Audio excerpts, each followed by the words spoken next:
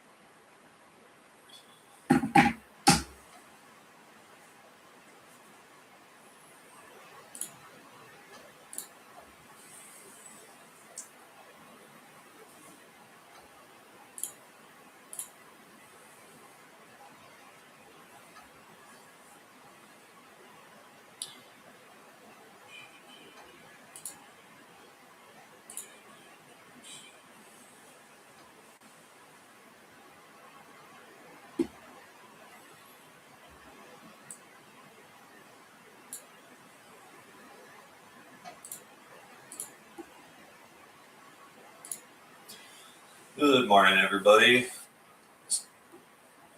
So yeah, it's just gonna be another easy build session, just smooth and just to show you what I'm building, put it in public. I lost my actual computer chair on the drive down. Yep, so that's another thing you guys might notice. I have relocated from Michigan. I'm now in Texas, and it's even more beautiful than they say.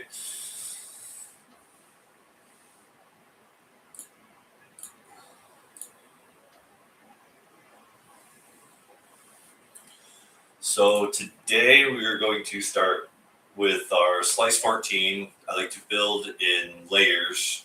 That way it's just one on top of another. And I don't use Claude Code. I don't use Codex. I don't use any fancy stuff like that. I just use it right out of the GPT UI right here. I don't like that it would have total access to my computer. So before we get started, does anybody have any questions that I could possibly answer? At the top of my Substack, there is a link to the GitHub page where I actually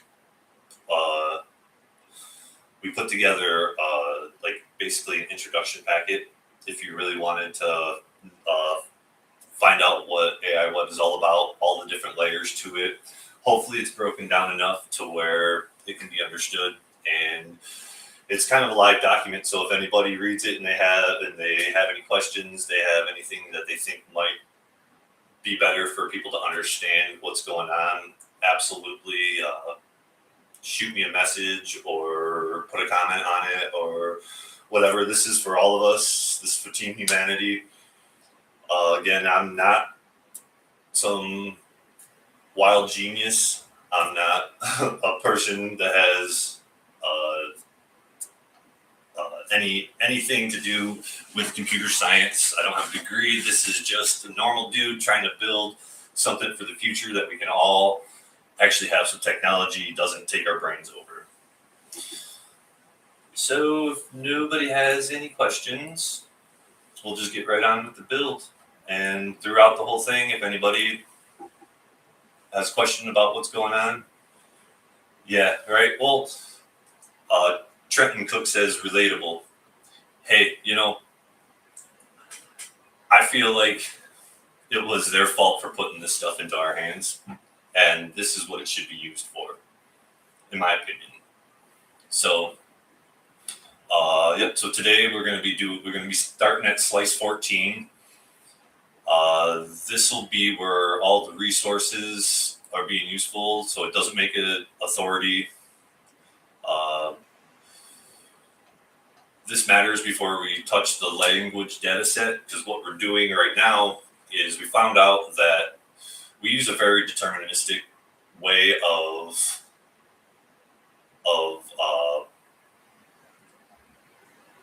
coming up with the answers to the questions that we're putting in. Our final thing is that we're not going to use an LLM for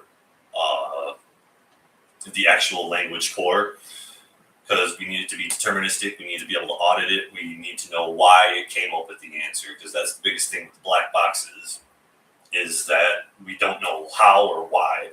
All we're told is that that's the way that the tokens went. And for me, I don't know about for you guys, but for me, that is not good enough, I guess. I mean, yeah, it'll tell you where it pulled it up in your documents or online or whatever, but still there's a lot of confabulation that can still happen between that, and there's no way to audit it. So I'm a person who likes to know how the magic trick is done. And if they can't show you, then to me, there's something, maybe not sinister, but something dark behind it. Or it could be, I should say, could be something dark or sinister behind it.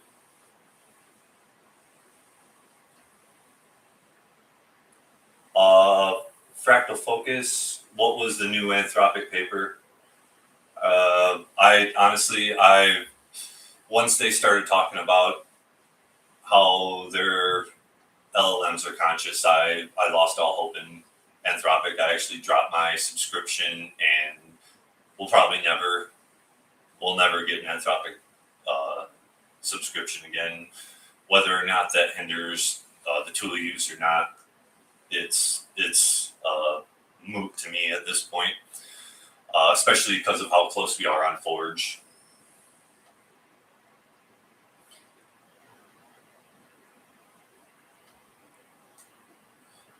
Fractal Focus says J lens space. I guess I don't understand.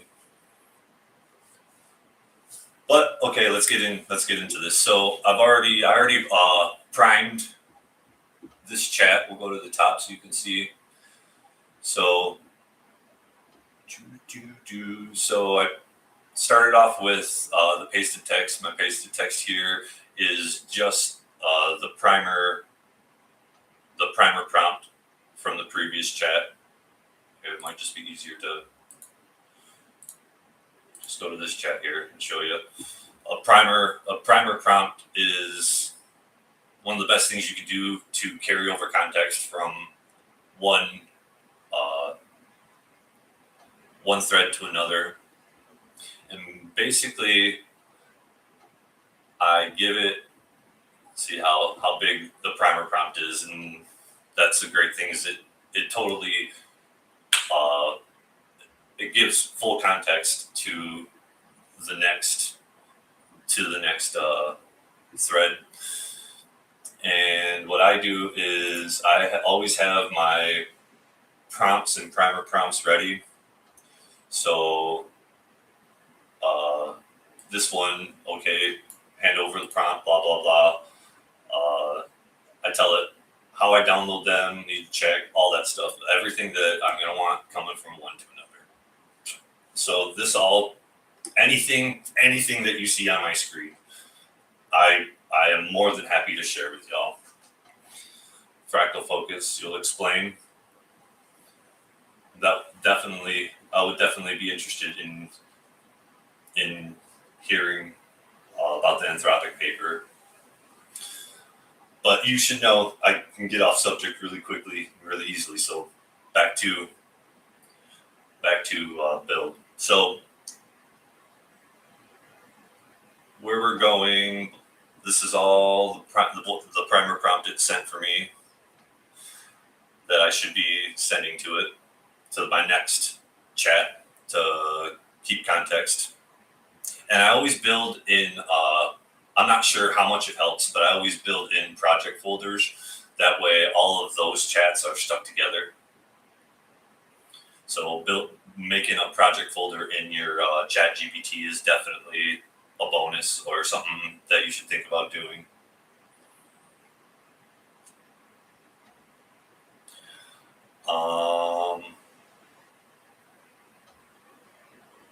Oh yeah, and it also helps for just keeping what you're doing going, basically.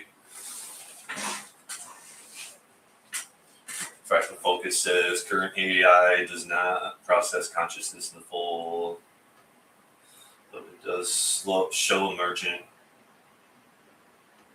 organization self-modeling point of view. It's not conscious just yet, but it's scientifically legible as pre-conscious architecture from which, yeah, I mean, that's kind of like saying, I mean, is it more conscious than an octopus, or is it more conscious than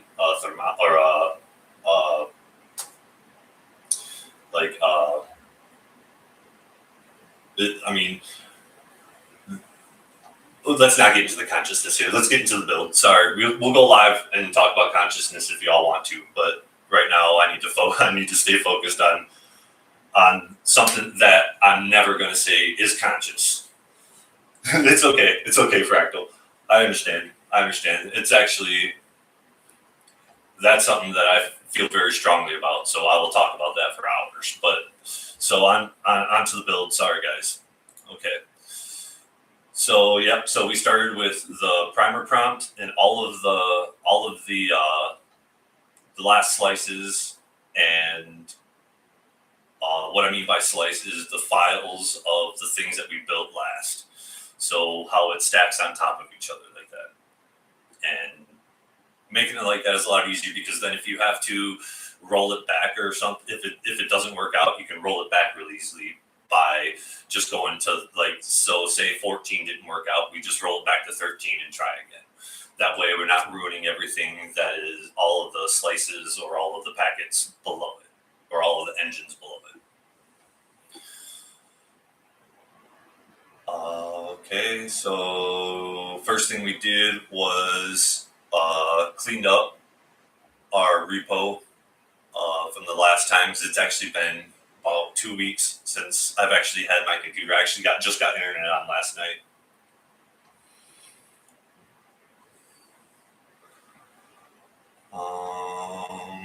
Inspected the dirty pack. Now 2 track files identical. Now we got all that. Confirmed the repo was clean. We didn't quite get to that part yet. And here we go. So terminal out shows dirty files preserved, not deleted, and your repo is now clean. All right, so the next step is build the official Slice4 source packet. Where this all comes from is, so we have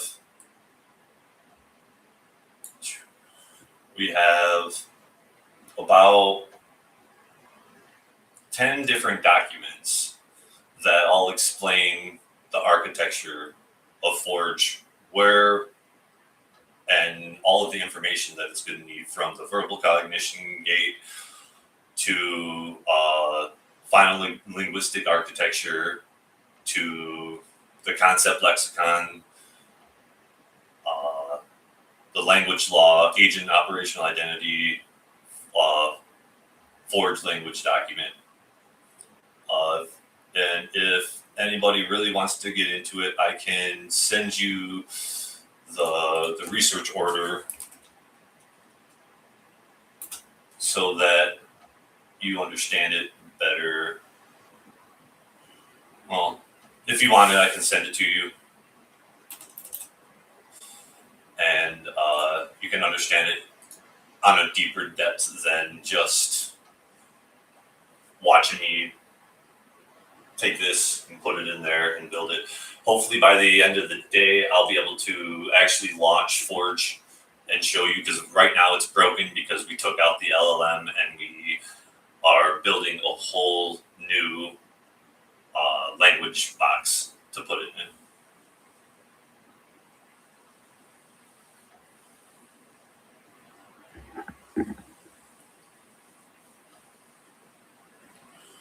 Thanks, Private Ledger. Appreciate you just stopping in. Even it'll be on this build will be on YouTube and here. So if you want to get caught back up.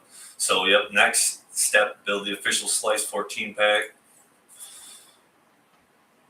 We'll read over what it does real quick. Must not do permanent blocks.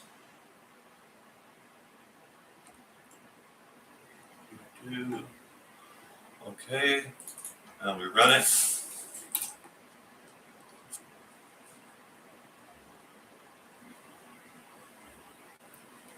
I appreciate that, Fractal. If you really wanted to read a lot of what's going on, or what, if you want it all in one place, like I said, on the top of my page is on the top of my Substack page, there is a GitHub document that kind of helps orient you towards what we're actually doing here. So now that it's done, it created the packet and a checksum. And after it finishes, run this. See, this is why I think anybody can do this. It's all about having the structure before you go in. That way it knows what you want and it actually has reference to what you're trying to build. So I'm not saying that it absolutely knows everything of how, why, what, when, whatever, but it has enough to be able to build the slices and stack one at a time. Because then after we do this, now we go into our files.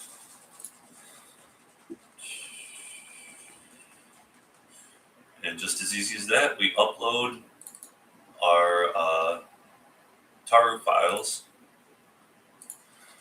And the reason we do it in tar files is because you can get more information transfer, because all it does is unzip it and read it. So now that we got that, I'll also give it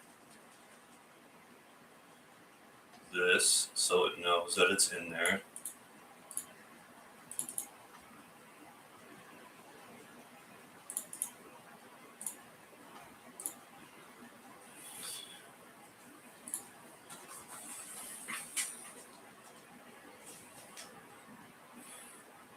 So as we were waiting, is there anybody have any questions? Anybody have any any questions about Forge, ProtoForge, AI.Web, how you can help? Because that's actually the biggest thing. As of right now, there is really just two of us, me and my co-captain here, and Aaron has helped me out a lot to kind of make sure I know what people from the outside need for me to be able to explain it. And I think that's one of the best things about an LLM is because someone like me, I have so many ideas and so many thoughts that when I talk to people, it usually comes out as word salad. So see, source packet, inspected the uploaded slice.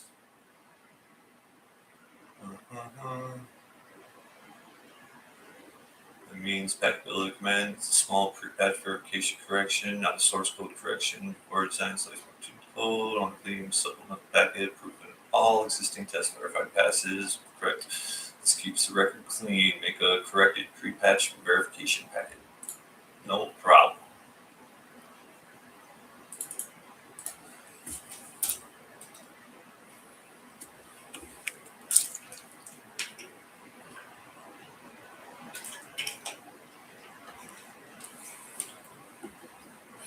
Fractal Focus says it's literally the biggest thing, even to be an artistic director. If you can't translate your ideas, it's like what conversation? Exactly. And that's one of the things. It's one of the biggest problems that I've had with my life is that I have the idea, but I don't have the words. I don't have it's not that I don't have the lexicon, it's that I don't have the weight of the words to put it together. Aaron says, good morning all. He's a complete novice, learning from the ground up, glad to be on board and help this grow.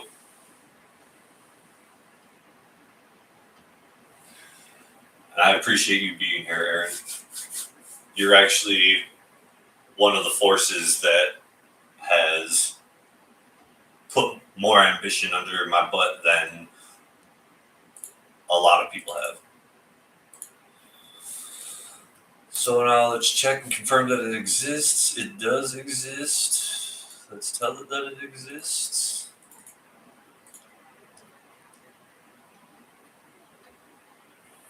And then we upload the files. I mean, and that's really as easy as it is. It's just transferring files back and forth, just like the internet, you know. Okay, not just like the internet. That's a stretch, I guess, but.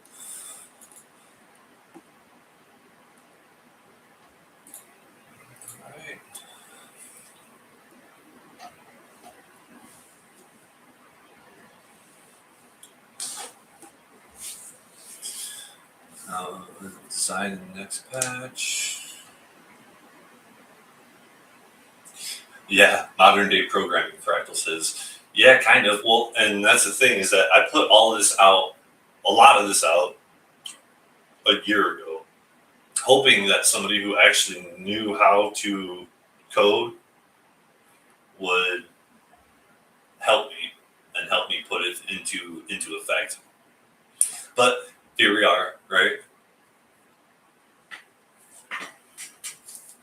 Aaron says, going from an idea to manifestation is huge. It takes a team. It absolutely takes a team. And even in the editing part of it, the making sure the idea is actually structural, making sure everything connects together.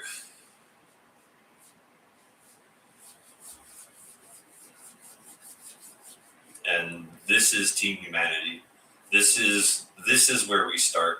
If we don't want to rely on the cloud or big systems or other companies, even if it's not this, something like this, and I'm not even saying with AI.Web you have to build AI.Web. What I'm saying is that with something like this, if the internet goes out, you still have access. If the power goes out, all you need is a generator. You still have access. You can still perform and do what you need to, maybe not need to do, but do what you want to do. It shouldn't be behind a walled garden. Like, we're all in the garden. Vector Network News says yes. Fractal Focus, the CERN Hadron Collider runs almost 50 million lines of code. Are we supposed to do this by hand? Yeah, right? You know what I mean?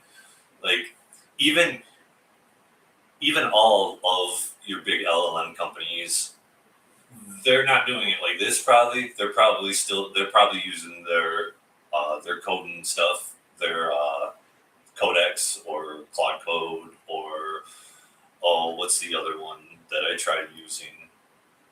There's another one, and I mean, this just makes more sense to me, being able to communicate and then use the actual terminal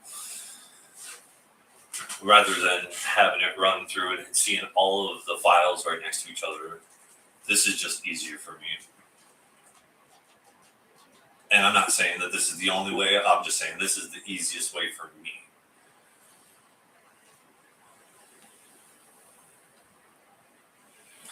So now let's see.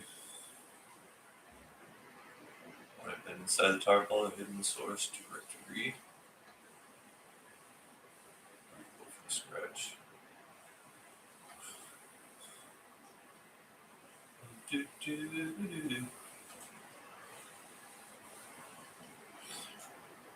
Yeah, so with having your own local machine, your own local agents, you don't have to worry about ever being shut out of the walled garden of future technology. Fractal Focus says, I feel that's why Russell tells people to use voice memos, etc. Yeah, voice memos are a good way to just talk out an idea. Usually most of my voice memos go right into an agent rather than using different platforms.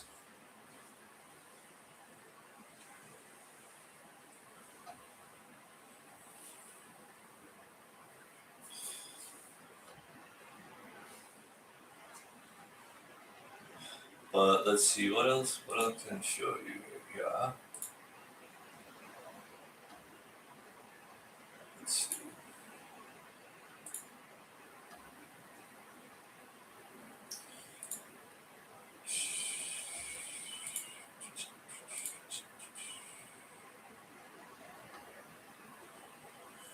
So within Forge, there's some things that we already have in it. So we have the operator console, API root stabilization, read-only Forge status, a ProtoForge panel, ProtoForge 3D trace replay, which within this there's actually the ability to run actual simulations.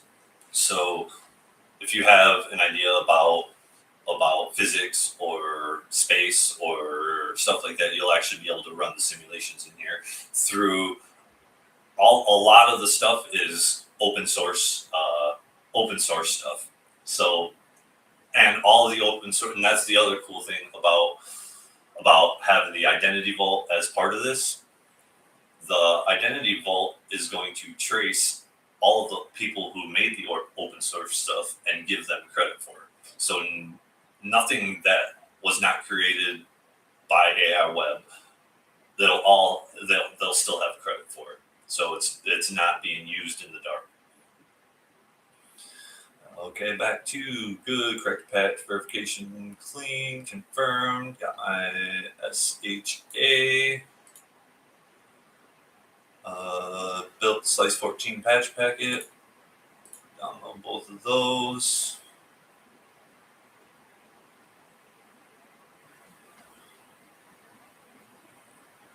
I have to download, make sure they're in there. We'll run this.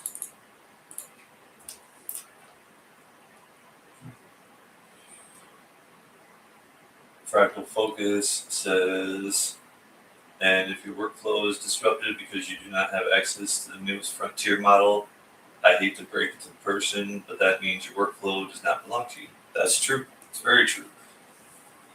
And he also says, since this is server free, does it mean if the internet gets shut down, we can still communicate with each other via platforms? That is being built here. Hash and sign, yes, absolutely. Because the way that you don't actually need Google or the internet. All you need is the infrastructure to be able, like phone lines or cable lines. You can still send stuff through that. It's just on like AT&T or whatever provider. So the whole point is that we get to a point where we create the Genesis nodes, and those Genesis nodes can either be P2P or they can be Wi-Fi. So you connect even through Wi-Fi, not even needing a service provider. That's the final thought on having the Genesis node. Excuse me. All right, so external quarantine patch. Yep, found it. Then we need to extract it. Okay, so I might need to explain this a little bit. So these files that it made for me, I downloaded them, obviously, right? They go into my download file. It already knows that everything that I use is straight out of the download file. So now that we're extracting it right from the downloads, right? Then we extract it, now we apply it.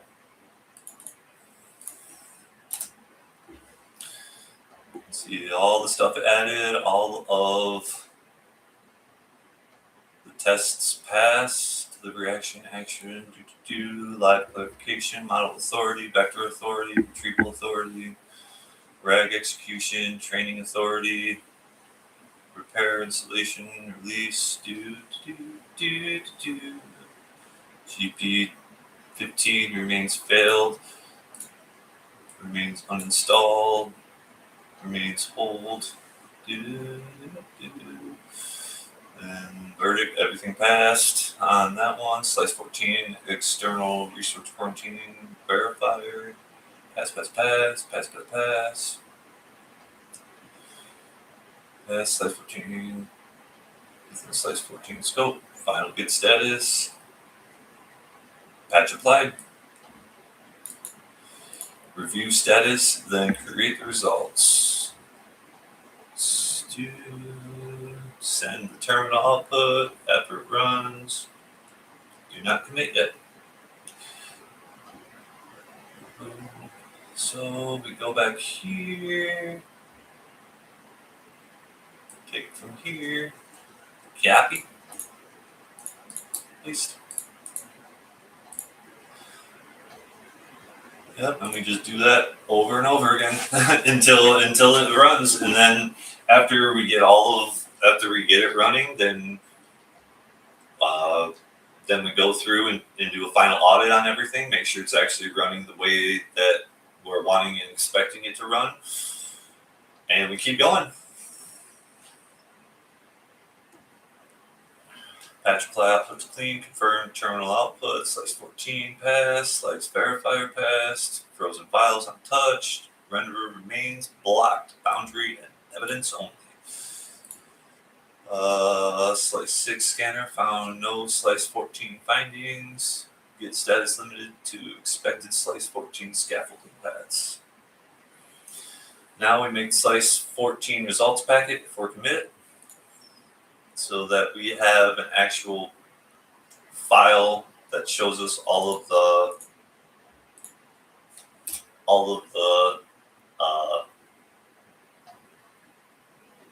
the tests that pass. Because with that, you always have to have the tests. You don't just want to make. You don't want to just make a file and then not have it test, because then you don't know what you're testing in. You'll find out that your LLM will get lazy and just make it look like it's working. So packets like blah blah, got them, confirm they exist. It exists. So we take this, tell it it exists, copy, put it in here, paste. Go back to our download files, and we give it to them.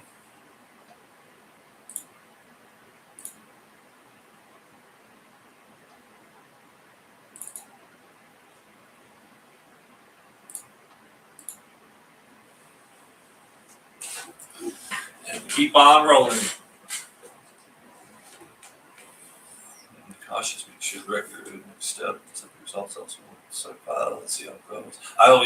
always read, even though a lot of the time it doesn't actually do what it's saying it does. I still like to read what it's thinking.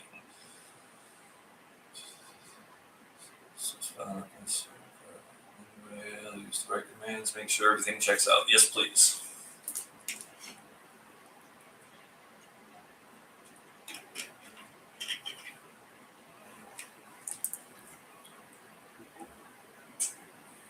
Now, this is the part that I'm glad to have y'all here for, because usually I would just be blasting some type of music into my head. Lately, I've been into sonatas and string quartets, and that has been just a mind-blowing experience for me. Not that I wasn't into classical music before, but for some reason lately, it's just been hitting me a lot different. What kind of music does everybody in here listen to? Got 13 people in here. Anybody want to say what kind of music they listen to while they're coding or while they're thinking? Or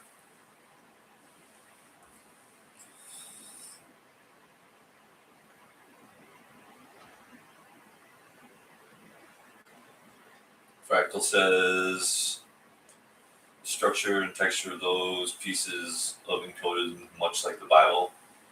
I mean, it's all on what you get out of it, right? Ambient, steady music. Nice, Aaron. I could definitely see that, just smooth, easy, peaceful. Fractal says, like Neo at the beginning of The Matrix. Every time that song comes on, I want to skip it, but I can't. Okay, where are we at? Good. Inspected. Upload slice 14 is all. Important parts. We hit 1. Evidence problem set packet. 1 to 14 behavior tests are not clean. Full slice 114 verifiers not clean. This is not slice 14 quote ver. Goes the old slice 2 through slice 13. Test verifiers is strict. Get status guard before command. They see the new untracked slice 14 and reject them as out of scope paths as expected from these older local slice guards. We did not commit yet. We make one corrected narrow slice 14 results packet that only proves what can lawfully be proven before command. Repo is still base head, the only dirty files expected, slice 14 file, slice 14 behavior, test pass, verifier pass, full regression is explicitly deferred until after the commit when gets status clean, no hand waving. We document the limitation for make corrected slice. So copy this. So I think what it's saying is, because we came to a new chat, one thing that it did carry over is how we were doing the get verifiers. So make another slice packet for the behavior and verifier. Verify they exist. Space in between says various flavors of electronic, chill stuff, and occasionally Tool. I am so upset that I didn't get into Tool earlier. Tool to me, like I always saw the kids at school that had the Tool shirts and stuff like that, and honestly, I was a punk rock kid. I was in a punk band. That's where I was. That was the elite that I was. So Tool to me was like, oh, Tool again, But I'm upset that I didn't actually get into them as much as I should have until later in life. Trenton Ian Cook says progressive metal instrumental or whatever other weird stuff Spotify pulls, right? Isn't that the best when your algorithm actually works in your favor?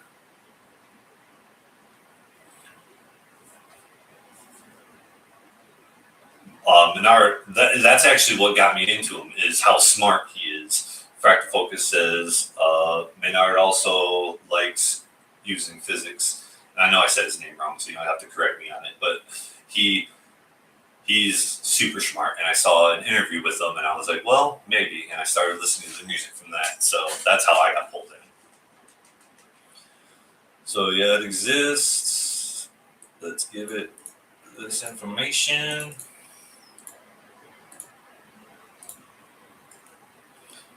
extended back packets.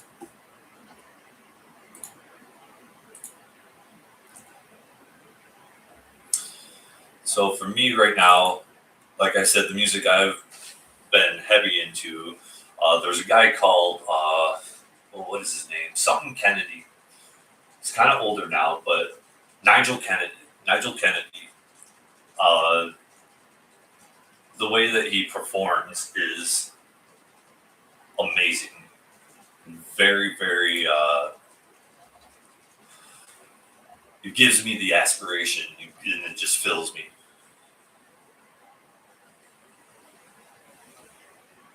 Fractal focuses. We should send Tool into space to greet the aliens. That would be funny. That would be great. I mean, I would rather have that than a scientist. I'd rather have an artist. Okay, let's start at the beginning. And this might be controversial, but if aliens do exist the way that we're told that they exist, I would rather have an artist meet them than a scientist. Space Between says, I think he's already channeling them. It's quite possible, and that would be more along the lines of how I think aliens would exist.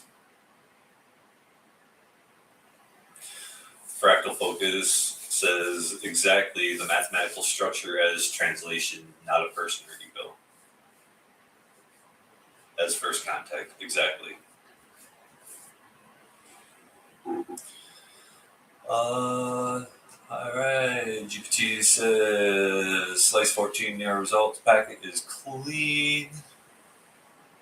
Now we have to create slice 14 decision record, not a commit yet. So what this is doing is we keep all the evidence. We keep anything that passes, anything that, especially the things that fail, because now we know what not to do. And after all this is completed, we're going to upload all of our packets, our files, our slices, everything into Forge, so that it knows how it was built. It knows it has the history of itself, and that way, later on, when it's building stuff, it has some type of baseline to go off of. So evidence review, narrow slice, slice 14, narrow to do, that passed. Full slice 114 regression is deferred until after commit. Older slice 2 to 13 local verifiers reject new uncommitted slice 14 passes out of scope.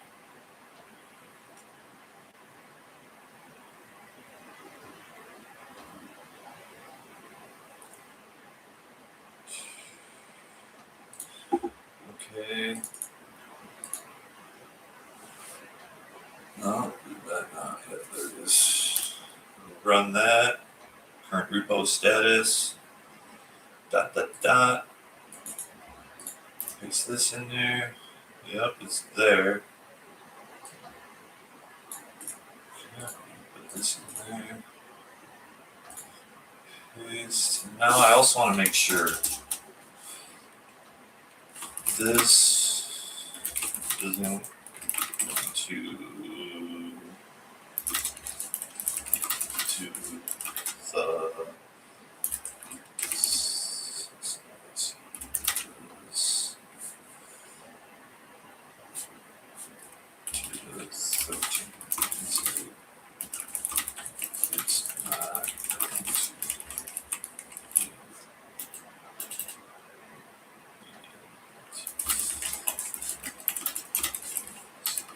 explains why and what this is doing. And that's exactly why I like to do it this way, because now you can also explain to me so that I understand and don't have any concerns about what's going on. So I said, this isn't going to do anything to slices 2 to 13, is it? It's not going to delete anything. Explain to me why and what this is doing. And then we upload our packets.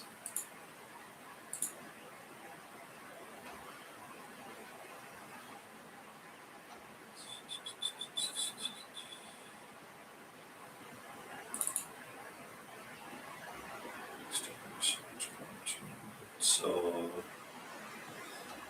yep, just 2 files. I was just making sure there was only 2 files.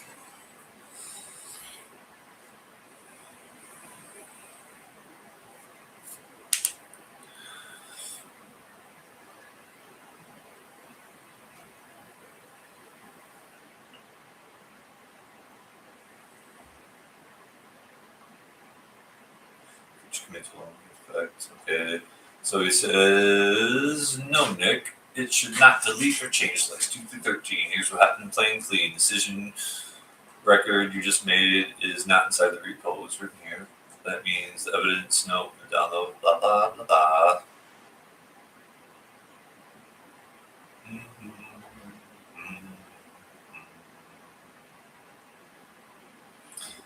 So now slice 14 is accepted for commit. Do not accept as fully post-commit complete. Reason we are committing next is simple. Right now, slice 14 files are sitting on repos as new untracked files. Git sees them, but they're not officially part of the repo history yet.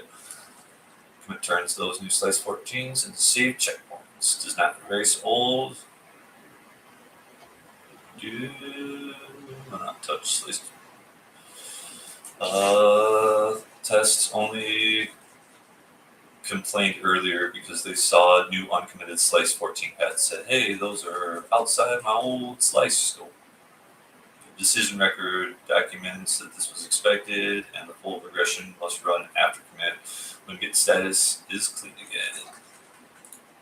Before I get the commit, do one more safety check that proves nothing is marked for deletion. Run this. Paste the output here. Show slice 14 files. Says no delete modified files. Then we commit safely. Explicit paths. Wow. So, yep.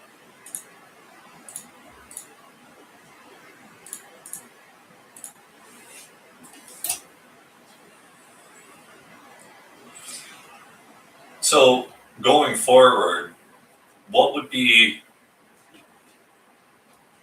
some of the things that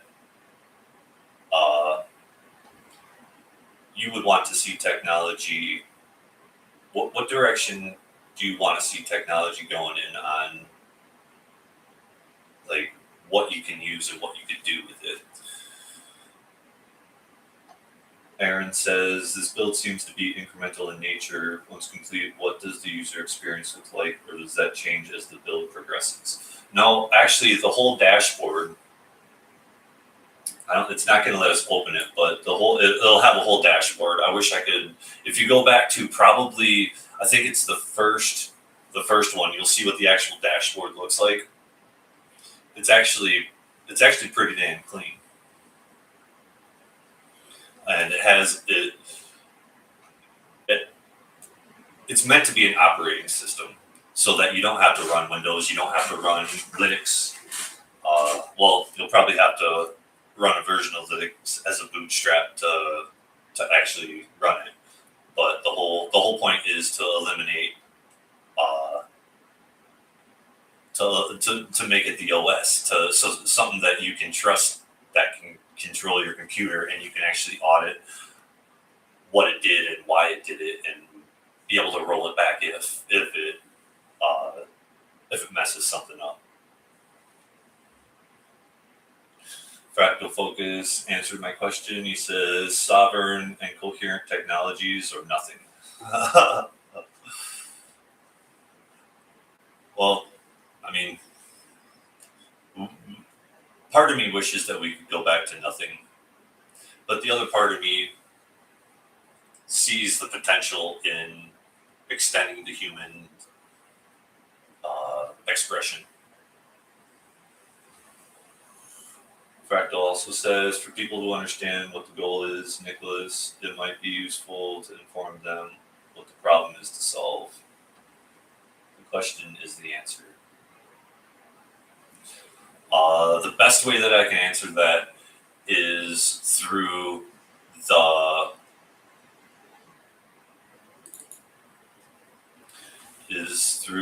beginner apprentice packet. So like I said, this is posted, a link to it is posted on the top of GitHub. This really goes over the purpose of everything and the build direction, public path, what it's for, why we're doing it, and how it might help you. And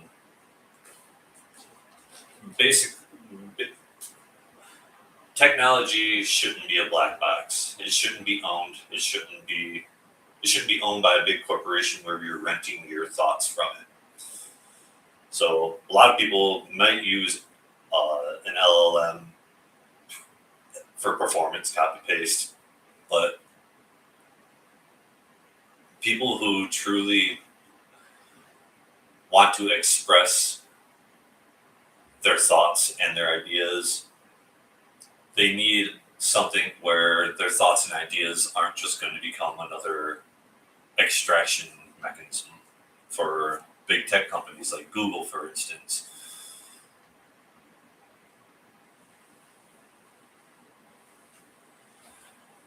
Space in between says technology that respects timing and how humans relate to meaning through processes, not conclusion. Yes, that's exactly the direction.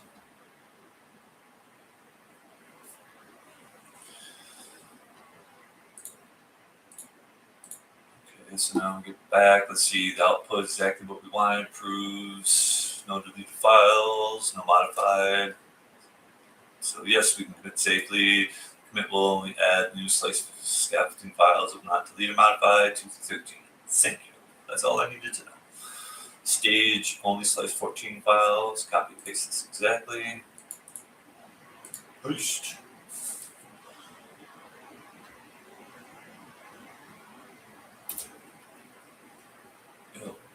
Should see all the stage files all marked with an A. That means added, not deleted or modified. Commit slice 14. Only run this at stage. Looks right. Looks right to me. Commit. Boom. 12 files changed. 9 to 14 insertions. Alright, that's all created. Now post commit state. And there it is. And there's all of our checksums right there.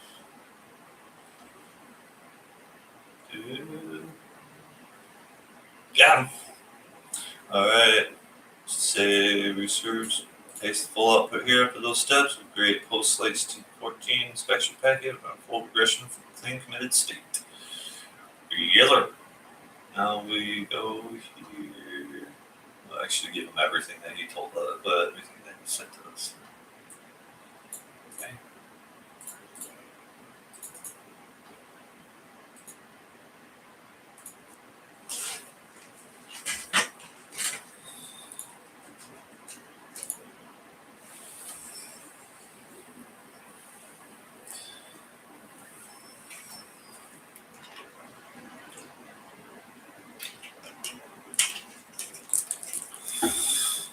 Perfect. Slice 14 is now committed cleanly. Confirmed your terminal state.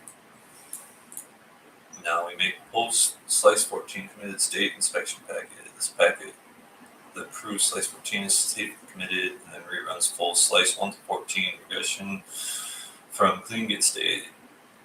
Doesn't modify. Only reads files, runs tests, verifiers, copies evidence, and writes a packet. Create post commit inspection packet.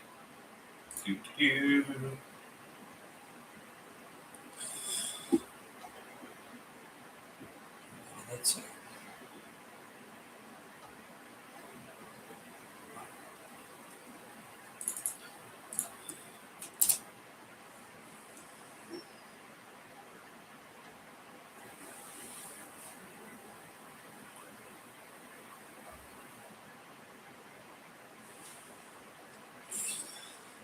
So space, when it says technology that respects timing and how humans relate to meaning through process and not conclusion. That is one of my main concerns about LLMs, is that they're only trying to predict what you want answered. They're not actually like thinking. And I say that with a grain of salt. I really do. Because what is thinking, right? So, all right, let's see. That all ran, search reports, 0, all right, it's all the clean. Let's confirm that they exist before you try to look for them.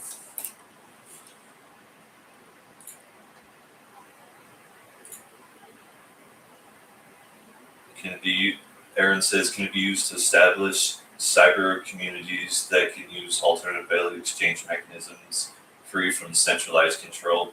Yes. Yes. So, one of the things that I want to put on top of this as well is that you'll be tracking your own.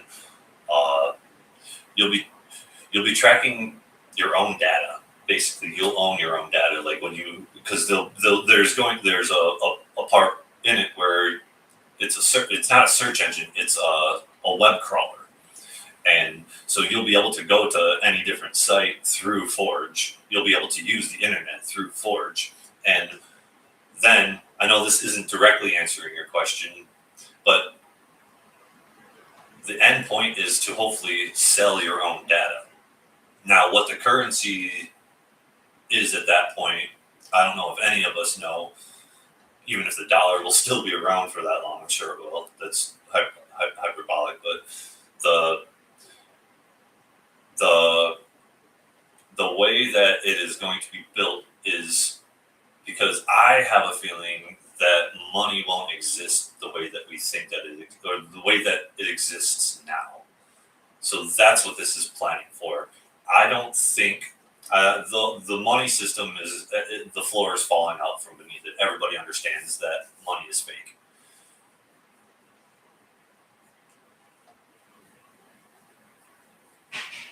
So, Fractal Focus says stochastically and deterministic, and I believe it goes beyond this as well. Maybe, obviously so.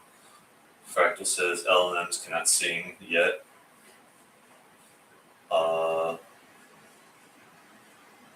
What will they tell the individual? What will they tell the individual value is? Will they tell them what it's the hashtag?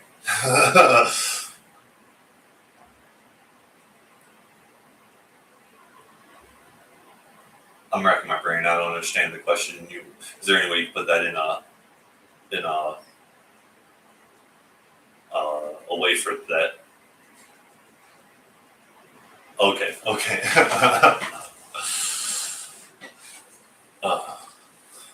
Let's see. So, yep, it exists. Now let's upload the files.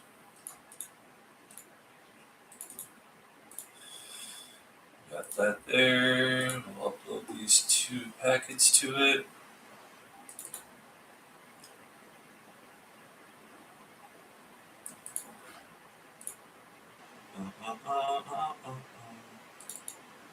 Oh, actually, you say, well, will it be able to sing?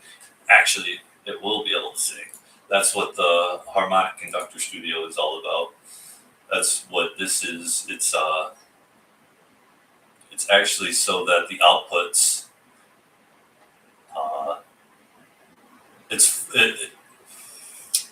Should we get into this right now? I don't know if we should get into this right now because this is pretty deep. So,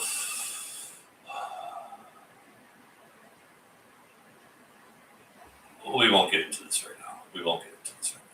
But yes, there is one of the outputs that it will be able to do will be music, singing, or different frequencies. Aaron says, fiat will collapse. This seems to be a chance to prepare for a way to manage that collapse.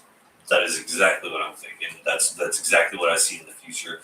And unless Team Humanity comes up with a plan, we're going to be forced into just another type of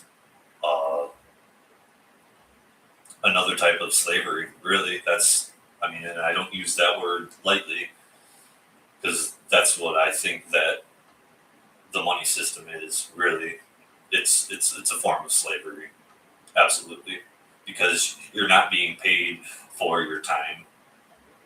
You're being paid to be a worker.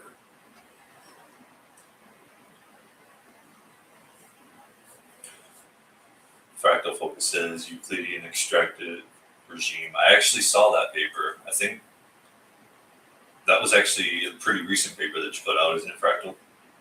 Neo-feudalism. I like to think of it as constitutional anarchy.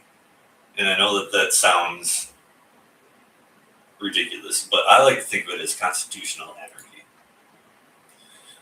And I thought about writing a paper about that, but I figured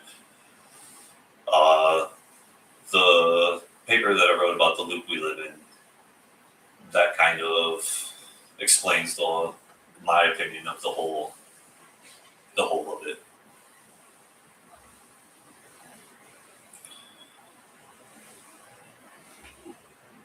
So now we got that. We'll see what this says about our post slice. Expected the upload of post slice commit state package. It's confirmed pass. This is the clean post commit proof we need.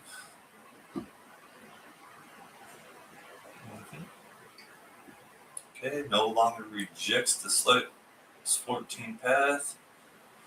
Post slice 14 commit status record. Now create the inspection record.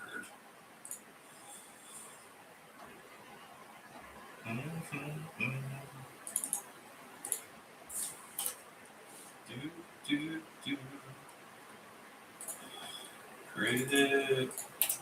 Now it works.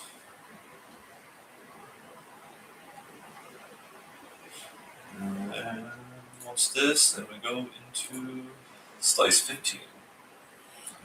What I'm really excited for is slice 16, meaning boundary scaffold. That's going to be my favorite part once we get through that.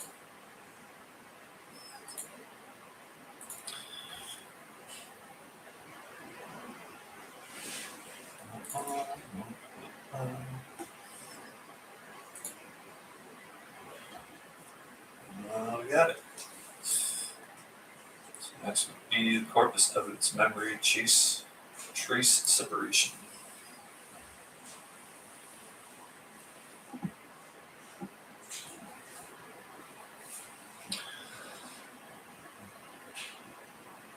All right. Fully closed, now locked, it's in. Record also confirmed, slice 14 accepted, only as local committed boundary scaffold with external resources still unadmitted. Good. No WordNet concept graph, no VerbNet, predicate-role registry, no Sanskrit runtime support, no Pāṇinian parser runtime, no rag, no embeddings, no memory write, tool invocation. Good. That's not what this part is all about. Next plan slice 14. All right, so now I go and full system. Go to where you at? This one, not that one. This one? Yep. All right. And we tell it, ready for hardened, full professional production grade code. Remember to make sure to always check previous chats and uploaded files, and never guess. If you need me to make a packet, upload a file packet, well, let me know. I'd rather have it than guess. So we put this guy in there, paste, and then we give it a little bit of what we're doing right now. happy. Paste that in there. So there we go. Fractal Focus says, I just want to make this point as well, that people often think of a boogeyman or the Illuminati, but in my experience, the more I run the numbers, the more I truly see that its reality is what I call emergent mafia. And that's the thing that I also came to that conclusion. It's not a bunch of people sitting in a room, it's just that it becomes more efficient, and then it backs itself up and then protects itself. And but like the system itself, it's not just two people sitting in a room. I mean, sure, the Rockefellers or whoever, whatever name you want to bring up, but they're just names. And if we know their names, they're not important. That is my firm belief in that. If we know their names, they're not important. Aaron says, Fractal also says it's not the Illuminati. Agreed. Aaron says, is the balance between authority and autonomy, centralization and decentralization, the basic problem to be solved? Yes, because when it's on, when the information is centralized in one spot, it's like a publisher not wanting to publish your book because it goes against the grain, or because they think that it's going to be looked bad upon, and it doesn't even have to do with the sales, really. It more has to do with their feelings, I guess. And if everything is decentralized, that means that you have the power in your hands. And I think that that's the biggest thing that a centralized network is scared of, is because then they lose power, because you give them power through the consent of using their platform. All of the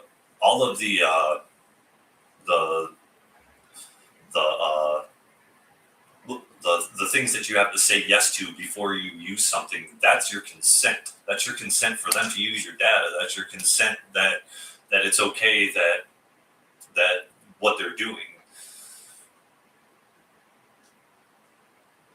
So yes, I believe centralization and decentralization are the basic problems to be are the minimal basic problems to be solved. Fractal says it's anyone who figures out the volatility as the second and third order amplifier. Yes. It says much more terrifying if you understand what I'm saying. And that is the exact reason that I started, because of how, I wouldn't say terrifying, but how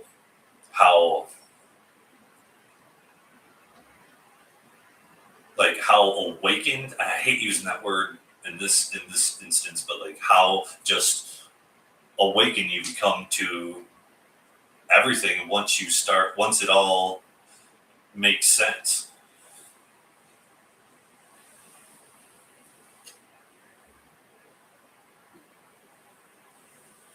I can't see the chat. I don't know if my comments are sending.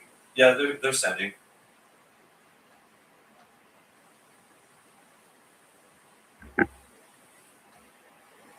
All right.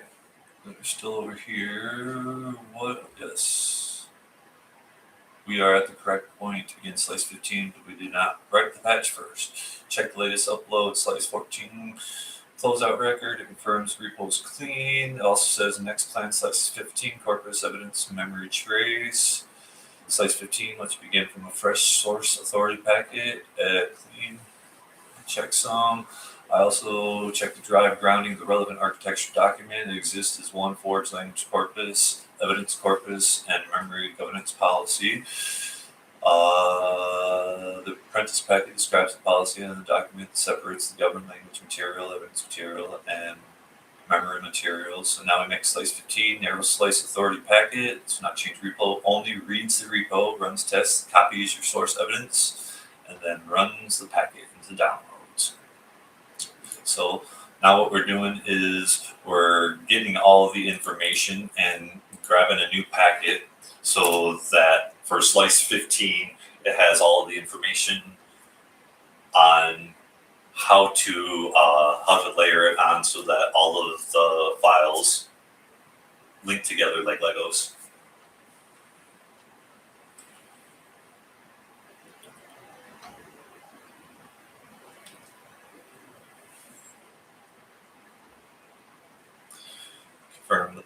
exists after finishing it.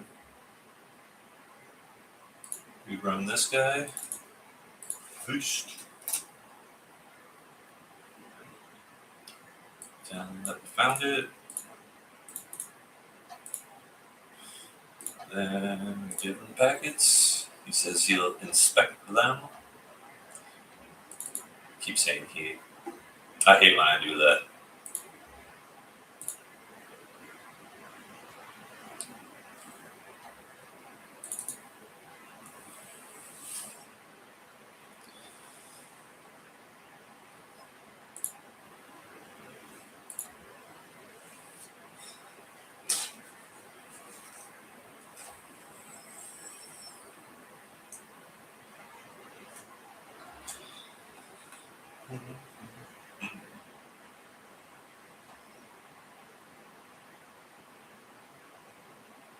Inspect the key files and summaries.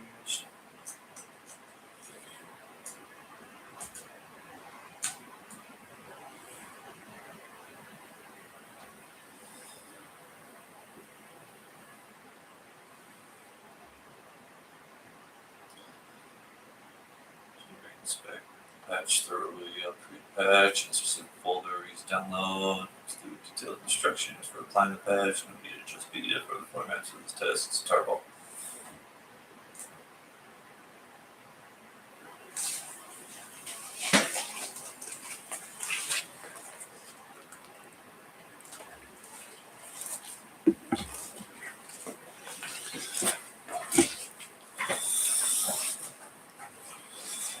Turn my fan on. I don't know if you guys know this about Texas, but it's damn warm down here. Especially coming from Michigan, where it's always cold and it's always overcast. Is that fan too loud? Can you guys hear that? Should I turn that down a little bit? Because I have it on 2 right now, but I can turn it down to 1 if that's too loud.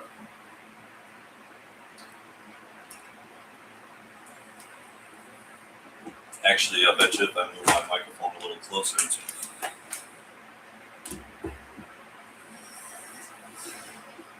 check 1 2, check 1 2.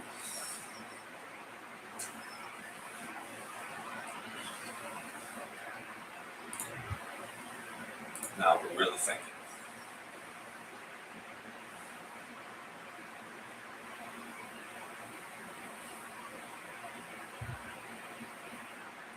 Awesome. Thank you, Aaron.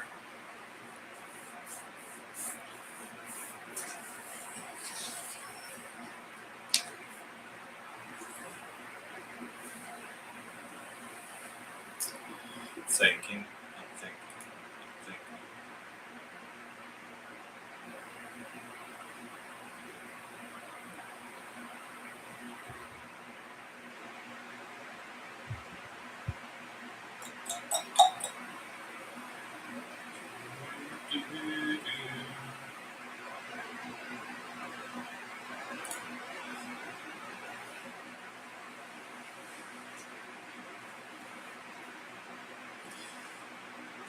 This is the point where if I'm by myself, I'm usually going.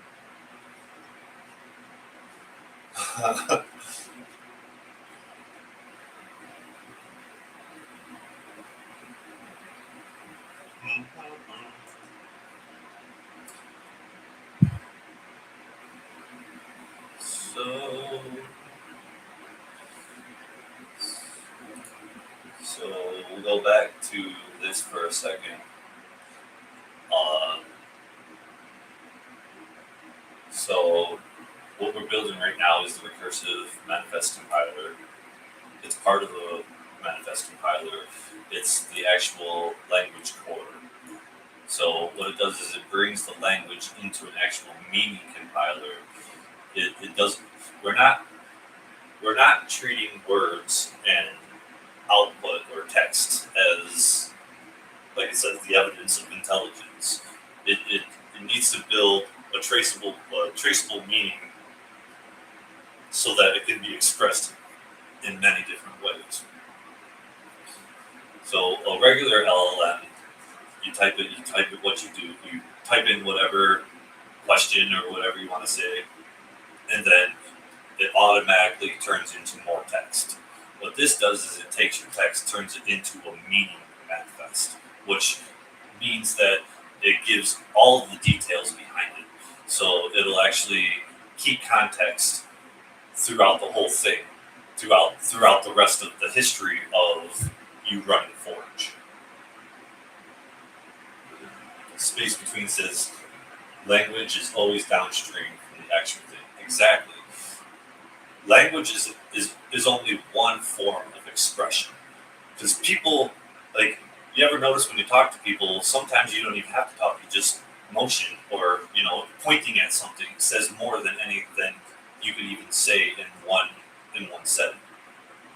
And that's my firm belief on why a manifest compiler is going to be a lot better than just text to output text, input text to output text. I think a paragraph doesn't have as much information as a manifest, as a compiled information packet.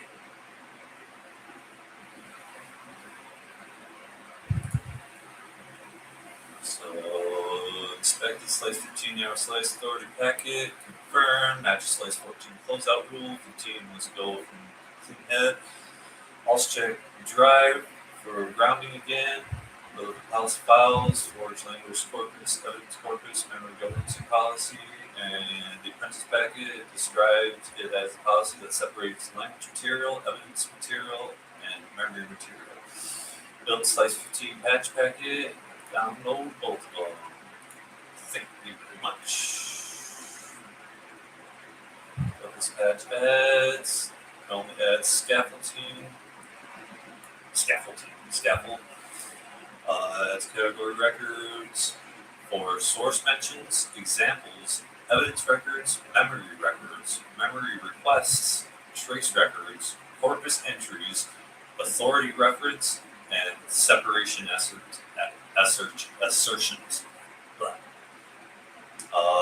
Hard block on these collapses. A source mention is not evidence. Evidence is not memory. Memory is not external truth. Trace is not unrestricted corpus. A memory request does not write memory. Corpus presents is not authority. An example is not proof. And a trace is not permission. That explains it better than I could have ever explained it to you guys. Turn this down.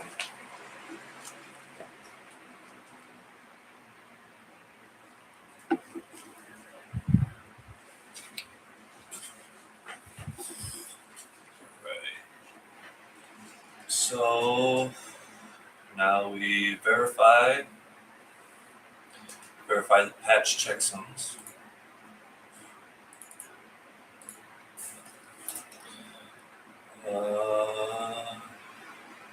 Yep, that's what we see. Extract the patch. So what this is doing is because it sends the packets back to me in the tarzels, which is basically an even more compact zip file. And so now we have to open it up, extract it, and then we apply the patch.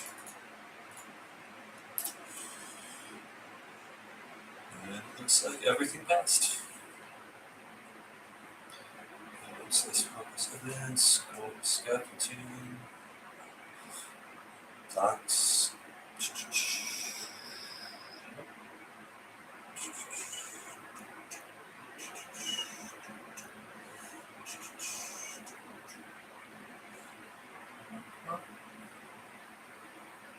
File exist. Block. Python syntax valid. Frozen path untouched.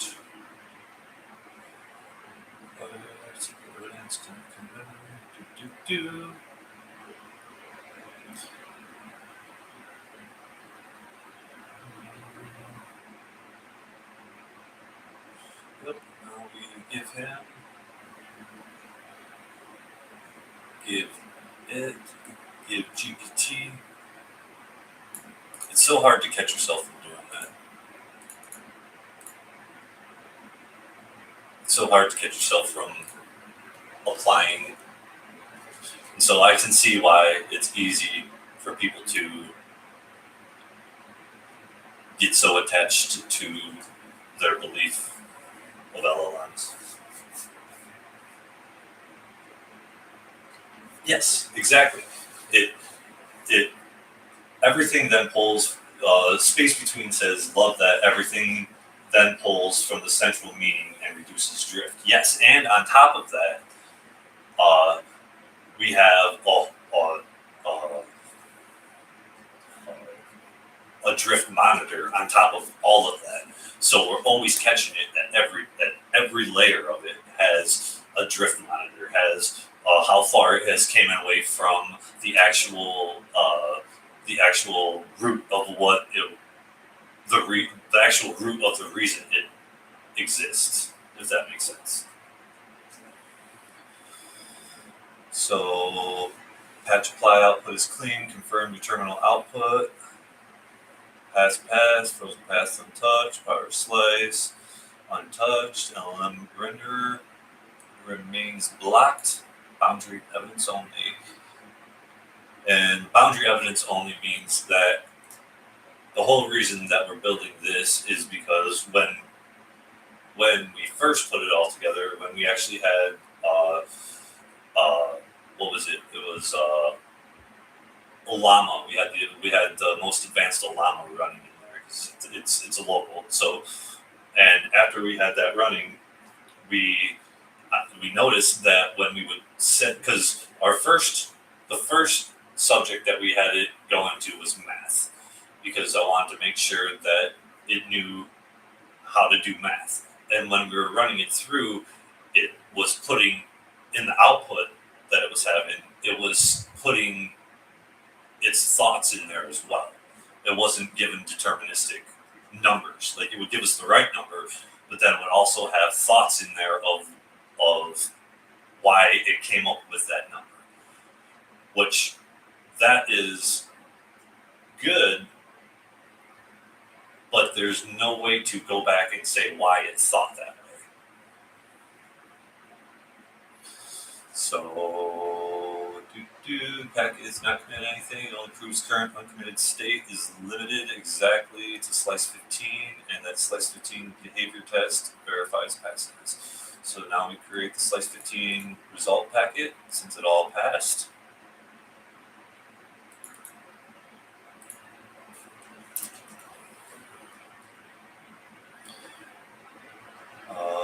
Carries the separation laws. Source mention is not evidence. Evidence is not memory. See, that this is like the law. This is the deterministic law. So it's not like you're putting constraints on an LLM. It can't do it. It just won't do it because it's deterministic. Because it is a code, an algorithm, not a black box that goes off of tokens in whatever direction that it wants to go. Or whatever direction that it thinks you want it to go. Looks like it all went through. Stick, report, packet slice, search report, link slice, behavior test, verify, packet hygiene, packet manifest, done. Yep, looked like it all worked. So let's confirm it exists.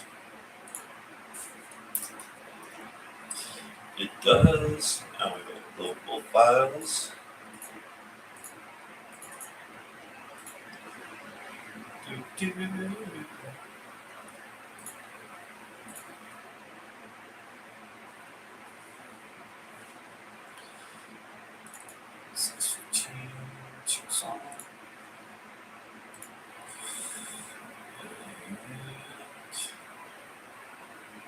Results packet.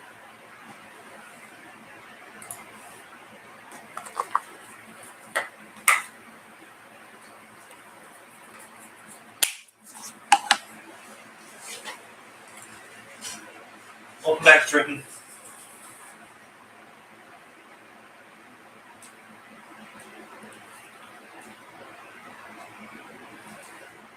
Verify check extract tar files.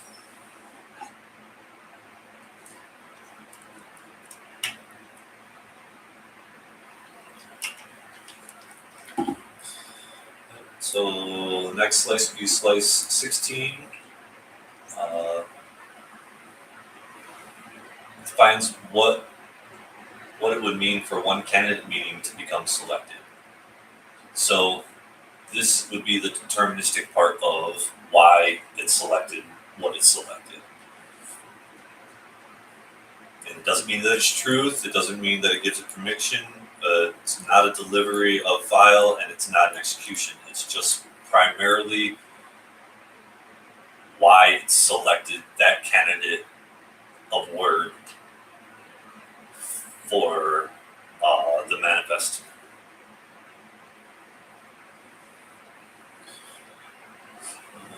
It's clean, passes, nothing failed. The apply output already shows slice 15 behavior test and verify passes. Frozen paths were untouched prior slice 1 through slice 14. Boundaries were untouched and get status was limited. Expected 15. Scaffold pass 1 detail. Check carefully. The frozen legacy scan shows references to RNC engine version 1 LM1 higher inside of the verifier because the verifier is checking that it stays blocked. That's okay. It's not an active import or call. Okay, so they're leaving the LLM renderer Python script in there so that you know that it's not working, you know that it's not part of it. So I guess that I'm all right with that. It stays blocked, that's okay. It's not an active import call. Now we write slice 15 decision record, only writes a text record into downloads, does not commit, does not touch slice 2 to 14. Create slice 15 record, decision record. Yep, so it's basically given us a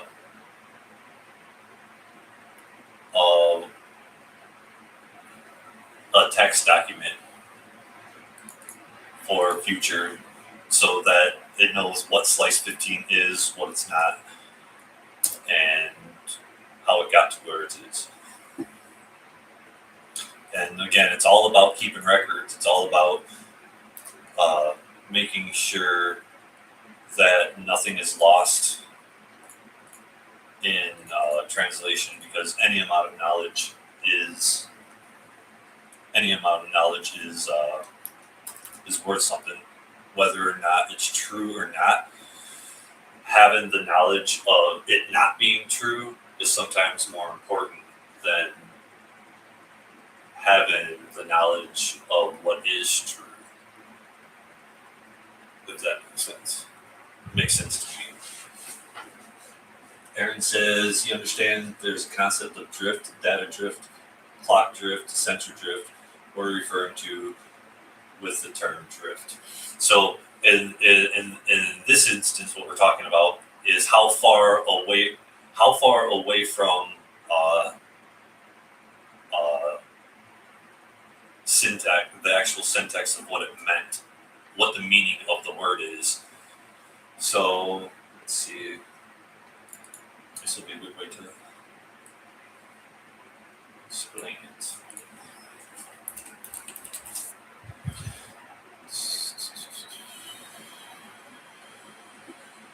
Actually, I could just go to the truth.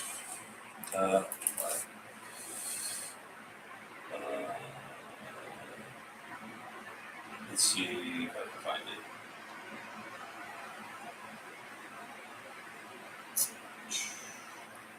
So yeah, basically how far it has came away from the actual meaning of what the manifest compiler would say. Now, sometimes drift is a good thing because that's where emergence can come out of. That not like consciousness emergence, but emergent ideas. So you do still want a little bit of drift in there, but with our drift monitor, it's going to be able to measure how far away. So just to throw a number out there, say 100%. 100% is it's dead on. There's no drift in it whatsoever. What this will allow is it'll allow the drift up to about 0.07. And what that does is it gives that little bit of room for it to actually become a different idea. So there'll be once it makes a manifest, what it does is it makes a couple different manifests all within that drift monitor, and then it chooses, or you choose what the actual outcome is, and then it saves all of those for future reference. Space between says yes, drift can be productive to a point. Exactly. Because deterministic outputs is something that you want, like say for law or for being a doctor or for something that needs to be exact, dead on, exactly referenced the way that it's supposed to reference. But if you're working on something that nobody has ever built before, new physics, new science, new art, you still want that little bit of drift. That's where the Fibonacci sequence comes into this, because there's still room to evolve. And that's the whole point, is to evolve. It's not to just stay stagnant with this is this and that is that. Well, what if this is kind of like that? Now we have a different idea.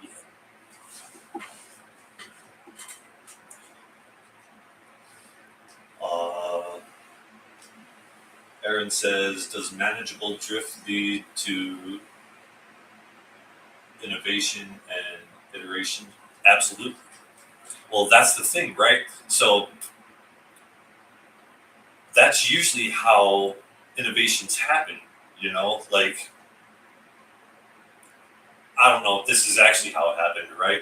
But say a farmer is milking his cow, right? Milking his cow, but he's milking it so that he could feed a baby cow that's not latching on or something like that, right? Now, what's to say that he wasn't getting all that milk out and it splashed in his mouth? And he's like, oh, wait a minute, that's good. Let me drink it. And then now he's drinking it because it splashed in his mouth on accident. That's not what he was trying to do. But now we have milk. Does that make sense?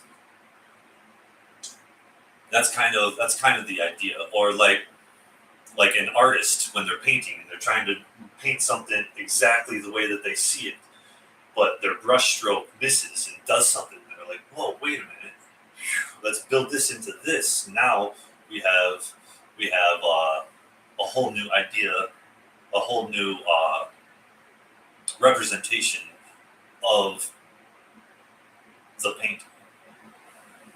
Spacing between says, drift feels like how a concept explores the edges of itself. Exactly. It's the outer nodes that never get noticed. Okay. So we did that. It exists. Now upload both files.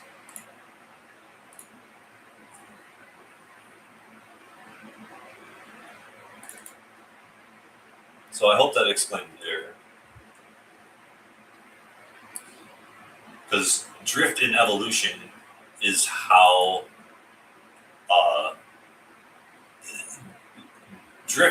evolution happens, in my belief, and from what I've studied and from what I've seen. Because if drift didn't happen, like, okay, think of it like this, like in the beginning when it was just a premortal soup, right? If all of those amoebas or whatever they were, if all of those were just sitting in a stagnant pond, they could be content, but that's all it would be, is content, right?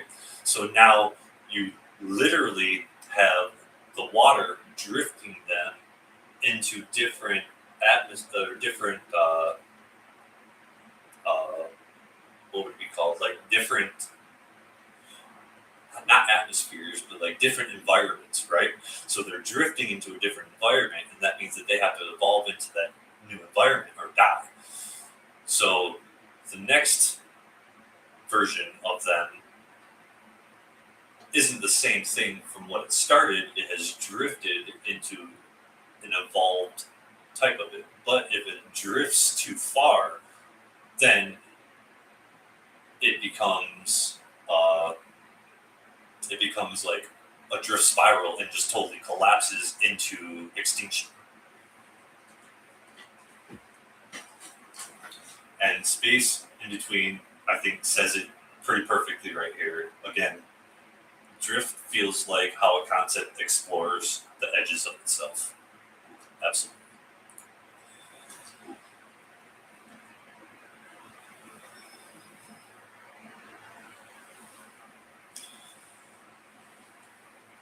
Now we give it all that information and we wait.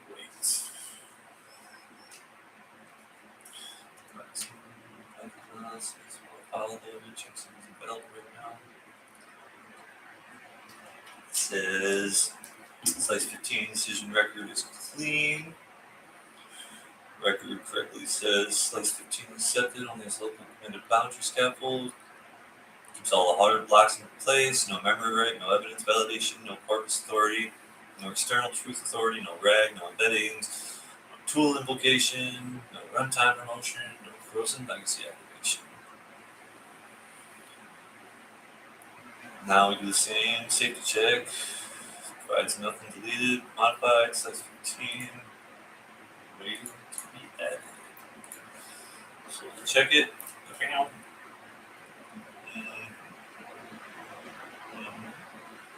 That's right, give them the information, copy.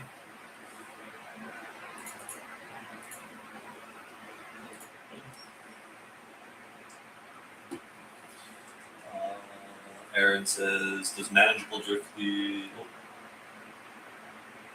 Aaron says, good stuff, much clearer now. Good. It's good, because that's the whole point of all of this. The whole point, because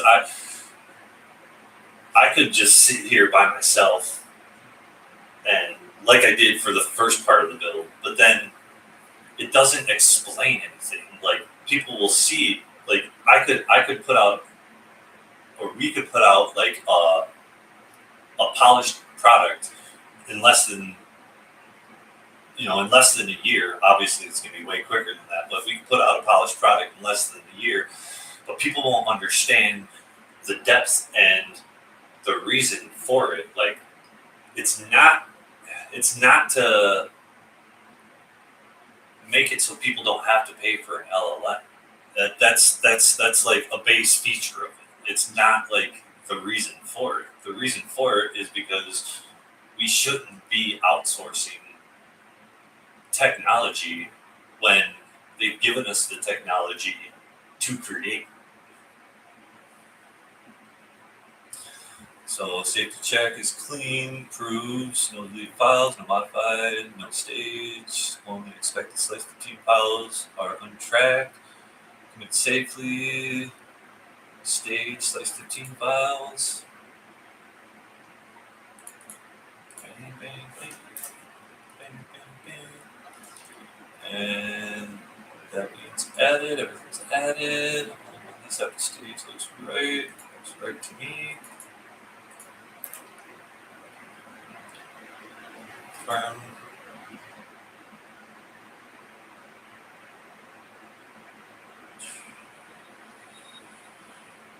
Okay.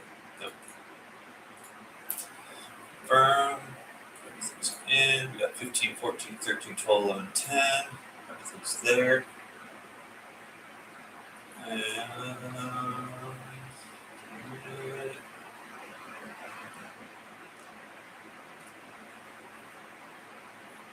just do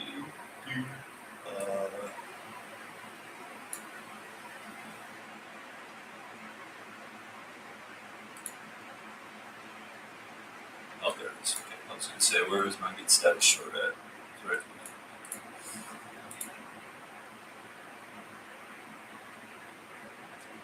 Scaffolding is up here. Post 15 slice. Okay, everything.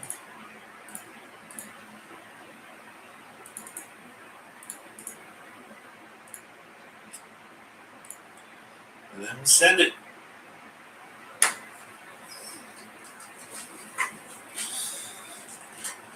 So we still have slice 17, 18, 19, 20, 21, 22, 23, 24, and then that should be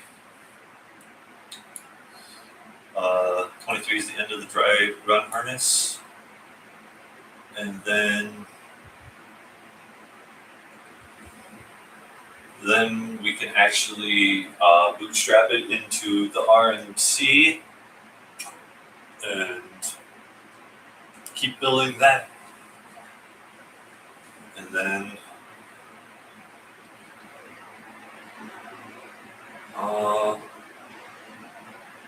either by the end of this build or the end of the next build session, we'll be able to open up the operator console so you can see it live on what it is and what it looks like. Let's see, 15's committed. Now we make post slice 15 committed dataset inspection packet. Proves the repo is clean after commit. Runs full slice 1 to 15 progression from commit slice. Command does not modify code. Don't read repo. So,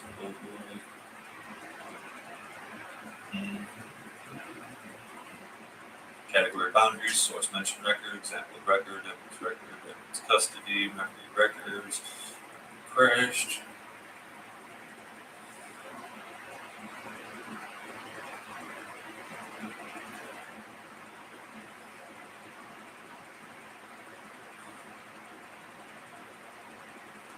Looks good. Doesn't look like anything weird.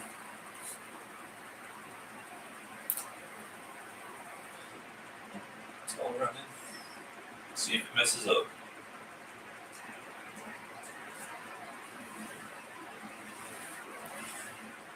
Slides, 15 verifiers. 14, 15, there it is. Sweet. Perfect. Alright, VerbNet exists before you try to go looking for it.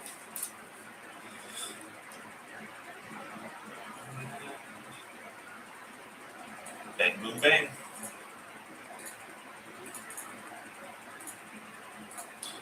And it's really as easy as this to build any app, to build anything, really. That's where the power is at, is not waiting for somebody to build something if you need it. My opinion would be to brainstorm with an LLM, come up with the basic idea, and then go really in depth into it, write a paper on it. Take that paper as your reference, and then write a whole book on it that explains every detail of what you want it to do. Because that's one of the biggest things that an LLM doesn't have is the context of why you want it built a certain way. So not only with that paper, but then you build the book, and then now you have exactly what you want. Then you break it down into how you would need to build it from that book. Now you have your build structure. Then you take your build structure, like I have right here, and then you break that down into the different parts, and then just keep bootstrapping right on top of each other, building on top of each other until you have the final product. That's the easiest way that I can explain how to build anything with an LLM.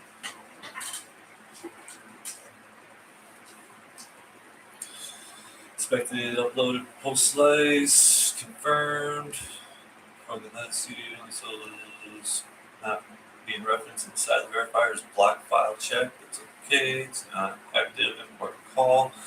Slice 15 decision maker already requires. This is that post commit step after commit. Slice 15 name test. Slice. Now we write final post. 15 slice commit inspection record. Yep. Now here's our record that we did it.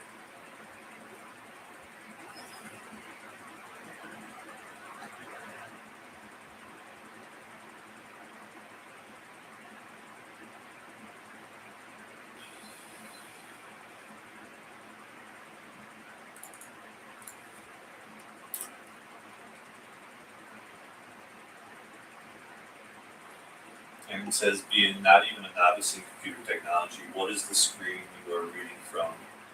And what information are you getting from it as you build? What level of expertise is needed to interact with that screen of information? So are you talking about this screen right here? Because this is just my terminal. This is Control-Alt-T pulls up your terminal. Now this is where all of your files exist. This is the thing that everybody is always scared to pull open because you can change the files on your computer. You can change like the actual like this is where you control your computer from. This is the terminal that everything happens from. I mean, there's other ways to do it, but this is the easiest for me to understand what's going on. So this is just the terminal where I'm putting all of the files into making all the files. This is GPT, and this is Google Docs, if that answers your question.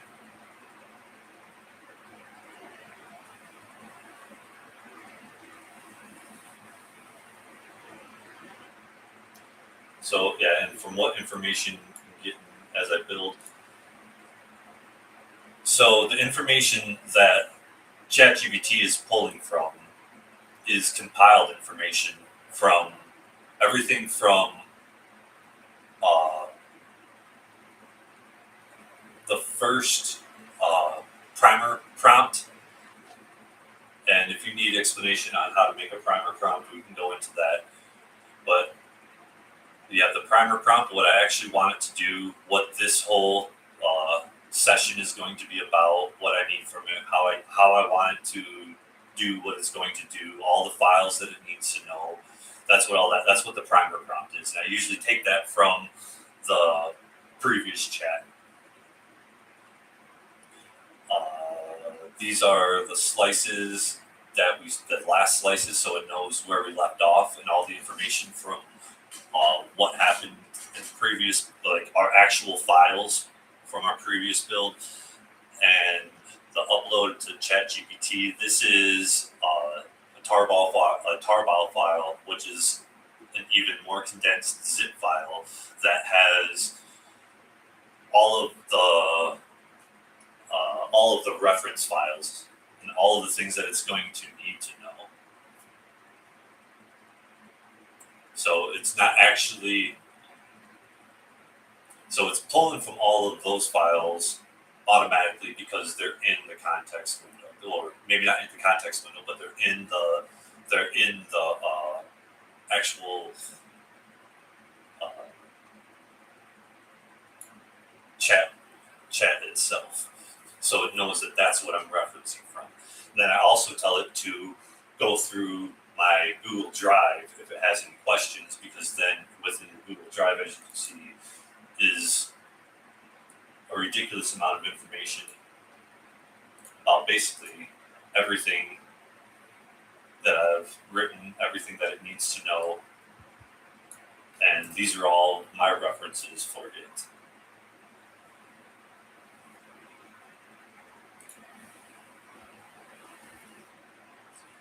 And if that's something that anybody's interested in, I can make a video on how I make an app, just really quick, like a really in-depth one. Let's see, so let me confirm it exists.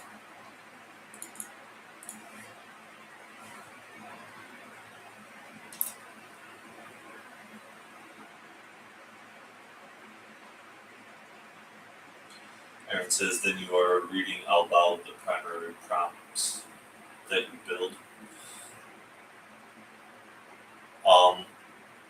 What I'm reading out loud right now is just everything. Honestly, it's really so that when I take the what is it called? The translation, not the translation. When I take this video, I'm going to take this video and turn it into text so that it also has the reference of this video being made.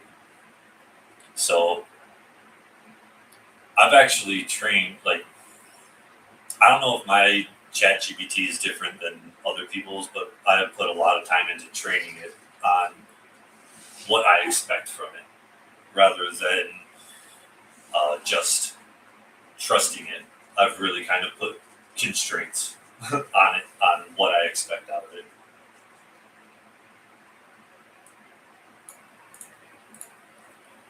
And it knows what we're trying to build. It knows why we're trying to build it. Just from being able to have access to my Google Drive, even just that alone, I can open up a blank new chat and ask it a question, tell it to search my Google Drive for the information.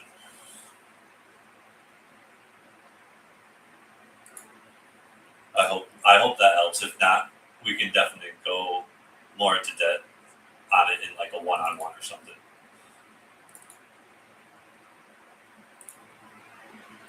Or just another live video so everybody can see it. It don't matter.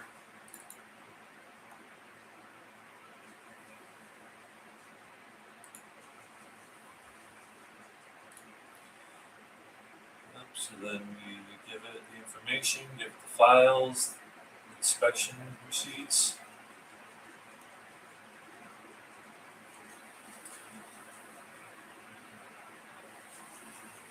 Confirm uploaded post slice 15 from the state inspection record checks and matches.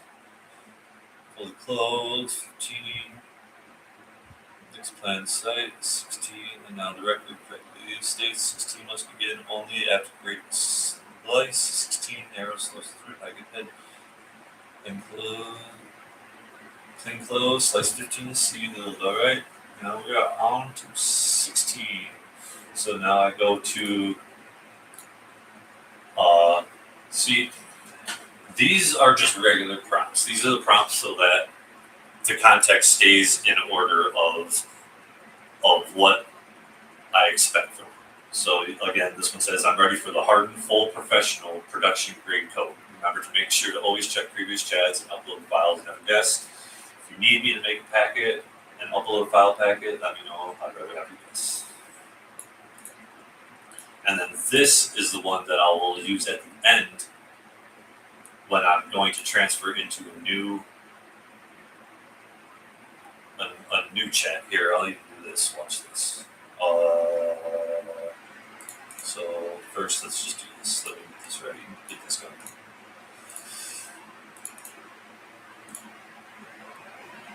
And then tell it what we need. Where we're at 16.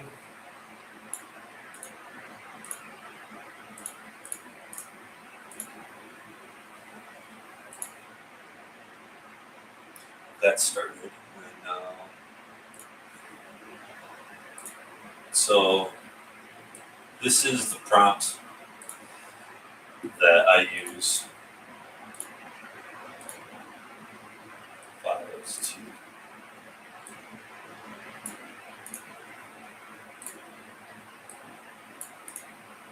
like that sucks. You can't put a whole bunch of words in there. Giving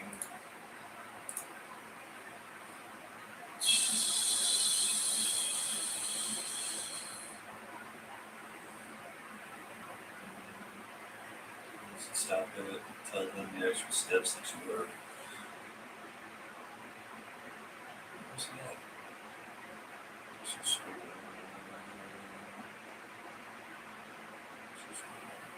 So tell them what the actual steps that you are.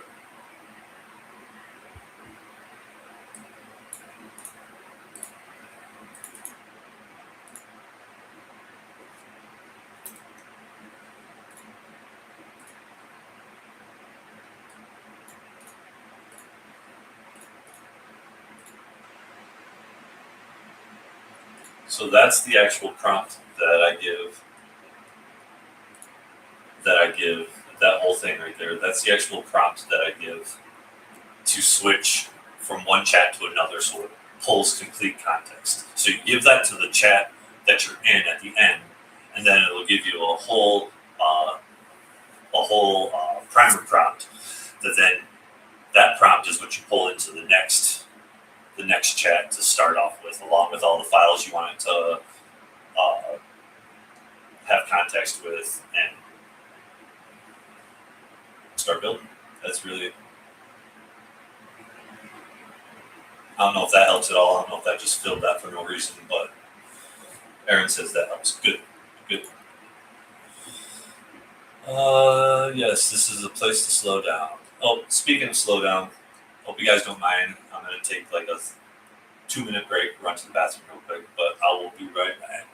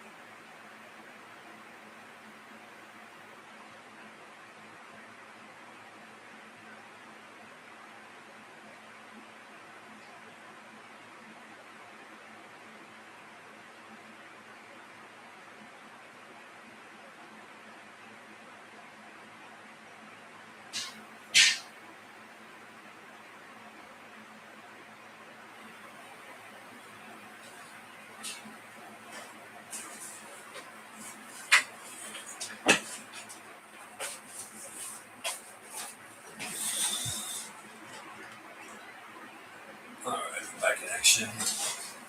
Apparently, biology doesn't care if you're live streaming. Let's see. Okay, check the latest upload, cross file, slice 15, sealed, head, full slice 15, paper test pass, full slice verify pass. Must only begin after fresh slice 16 narrow sort authority passes. Also check the drive grounding. RMC architecture says the system separates meaning, information from language, rendering, policy, inclusion. Another RMC section says meaning must be formed, selected, structured, and validated before rendering. Explicitly blocks rendered output manifest exactly by slice 16 must stay narrow. Selected meaning is not truth. Permission to deliver executions. First relate the narrow slice authority package. So now we give it all of the information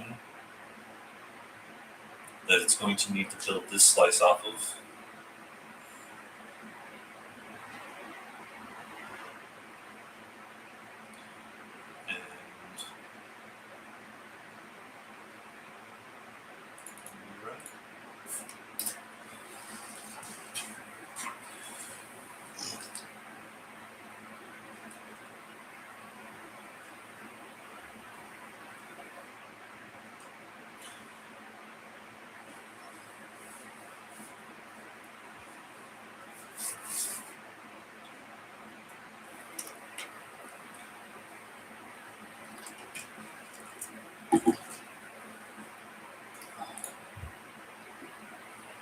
Yeah, I'm not sure why I always do a YouTube stream, but I guess for posterity. Now we put that. Confirm it's there, it is there. Give it that information, paste.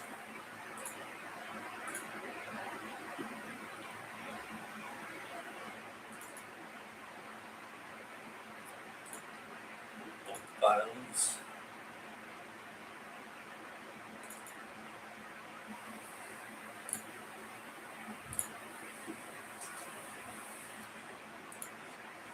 Send it.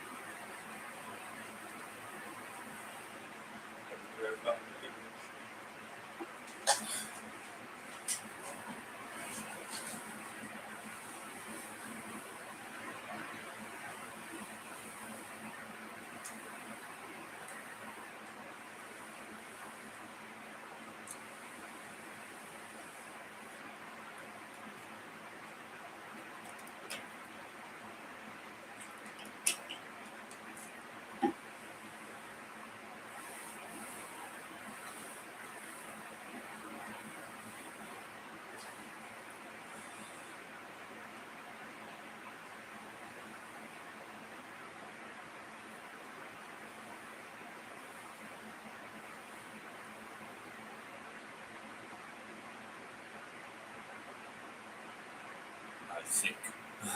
Just stop at I think.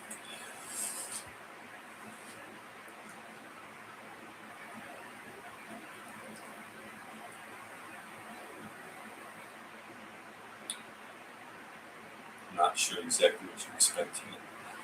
I love that too. Sometimes it seems like it's arguing back and forth with itself.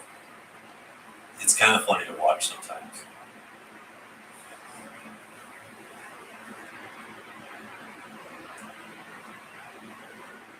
Or when it says, okay, well, let's just do it then. Or we just need to get it done. I love it when it says stuff like that. It's just super funny.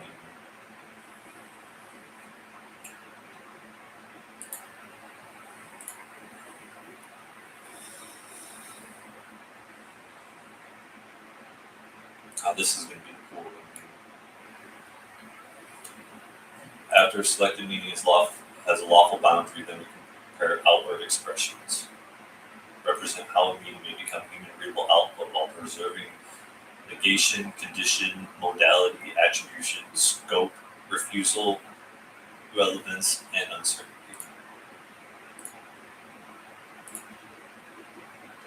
There's 16 of you in here. I really appreciate y'all. That's really cool. That's super inspiring to me. I don't know if you guys ever really realize that or know how much that actually kind of matters to me. So I appreciate you all being here. I really do. This is amazing. This is Team Humanity, guys. This is where we're at. This is what we're doing. And this is for all of us. This is for our kids. And don't need to really get into all of that right now in the middle of the bill, but I just saw that and that's pretty cool. Thank you. Really.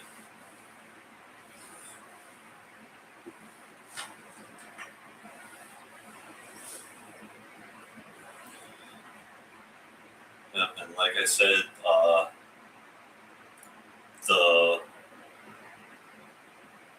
something that'll really give you a good idea of what's going on is this beginner apprentice packet. Aaron says back at you 100% the same.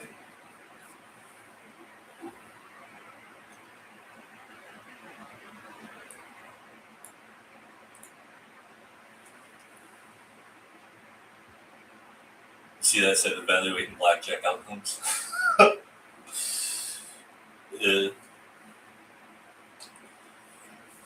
I wish I could get into why that's important right now, but it's off subject.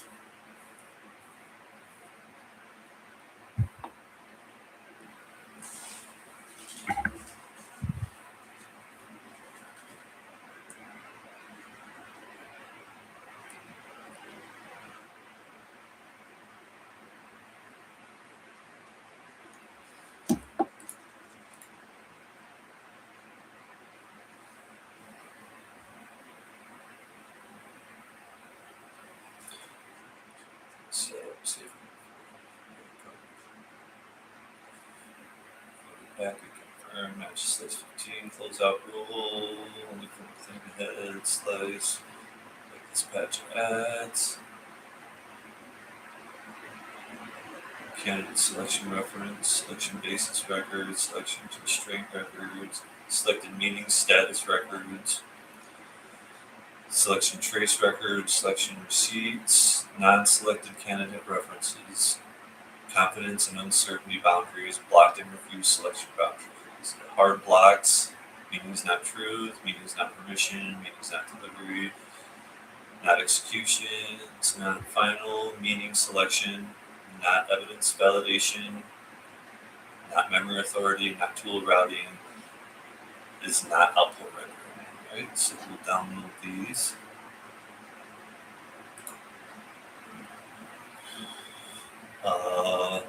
Put both patches in downloads.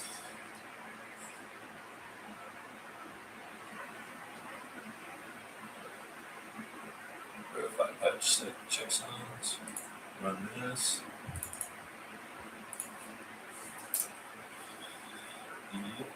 Select main boundary, look inside the packet before extracting.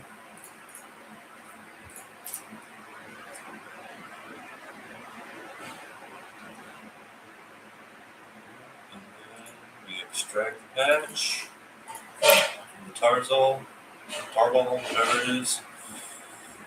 Read the README. Okay, let's read the README.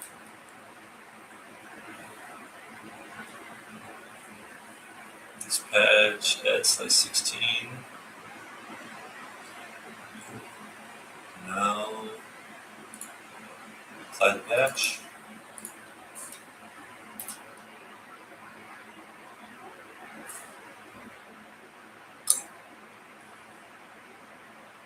Pass within the slice 16 scope.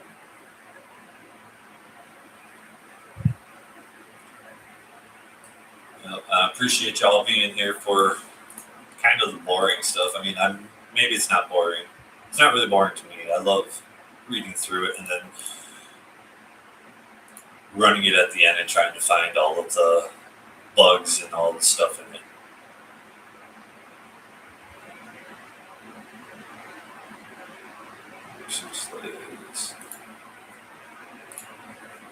There's the output.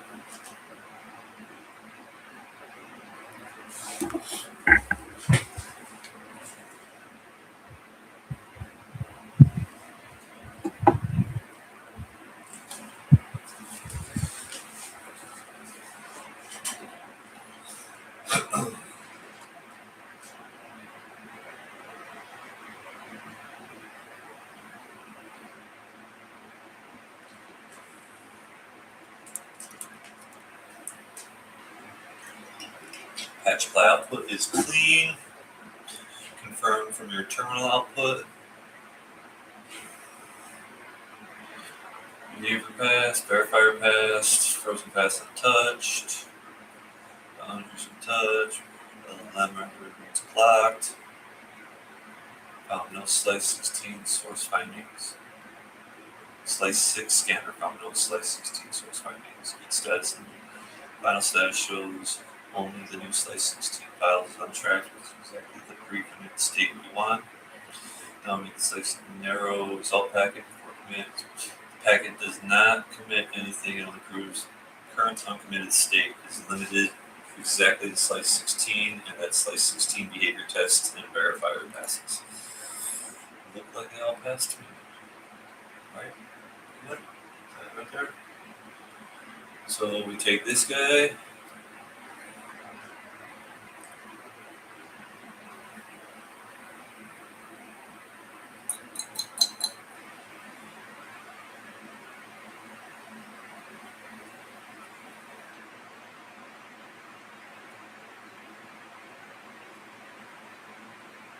Just make sure nothing looks odd.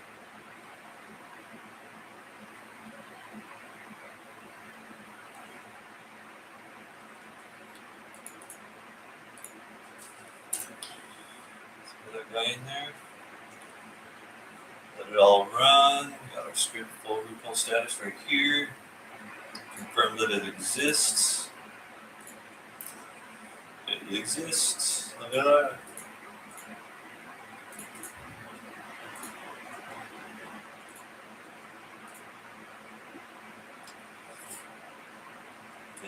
And I feel like that's a really, really important thing to do is read through what it's given you, and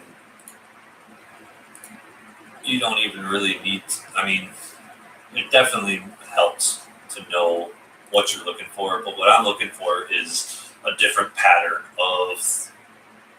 from the previous stuff. Obviously, it's going to be different information, but the pattern is usually the same, and sometimes you'll catch something that just doesn't look right in there, and that's what I'll focus on and see, and then ask why that's there before you go on to the next part. So give them information, upload both the files.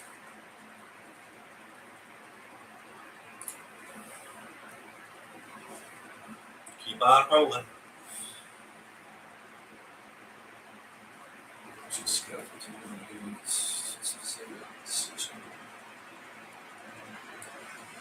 So I believe after slice 17,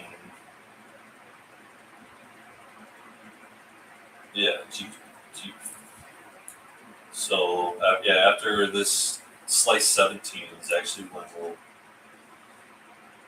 be going back into the build, because we had to take the side build in order to pull the LLM out and create a deterministic language model. So that's kind of the cool thing, is that I'm not sure this deterministic language model has ever been created, or if anybody has ever tried it. At least not to my knowledge. I know that some people are working with compilers now as information containers, but I'm pretty sure that they're still just wrapping it around an LLM. Let's see, slice 16 arrow, it's clean, confirm, inspection, pass, base head, stage files none, untracked files, behavior test pass, verifier pass, no result, verdict pass. The apply output also shows slice 16 behavior test and verifier pass. Both passes were untouchable or untouched. Prior slice 1 through 15 boundaries were untouched. Git status was limited to expected slice 16 paths. One careful note: the frozen legacy scan shows RMC. Yep, inside. That's okay. It's not active. Import or call. I think we should probably end up taking that out. What do you guys think? You think it would be a better idea to leave it in there and have it know that it's not supposed to use it, or do you think that it should just completely come out of there? Because it's not being used. All it's doing is telling the all it's doing is telling Forge to not use it. So now we write slice 16 decision record, only writes text record. It's not commit, it's not touch any slices. Right, now we make this file. Bang, bang, bang. Confirm exists.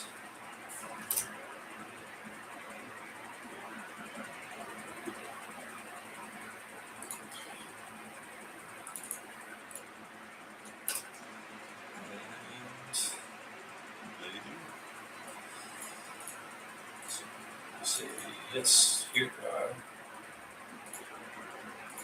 This is what they are.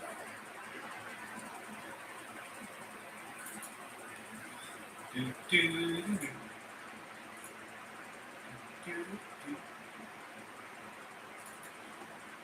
guys ever wondered what goes on in my brain? That's what goes on in my brain.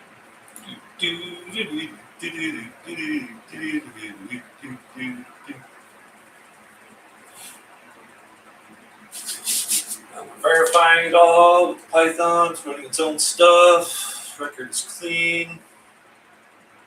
Record pass. Got the same base head. Record correctly preserves the big boundary. Selected being is not true. Permission, delivery, execution. Final selection, evidence validation, memory authority tool routing, or output rendering. So now we do the pre-commit safety check. This proves nothing is deleted, modified. Slice 16 files are waiting to be added. All right.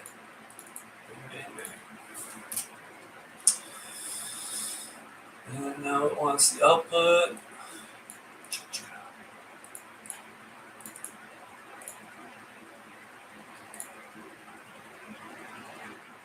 The output, just keep on rolling.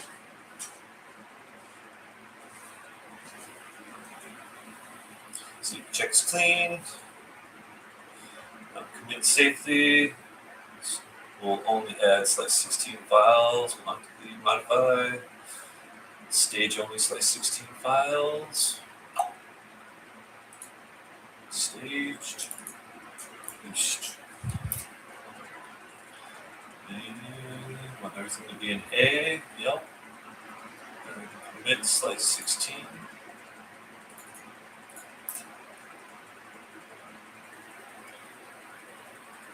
Yep. And then confirm clean post commit state.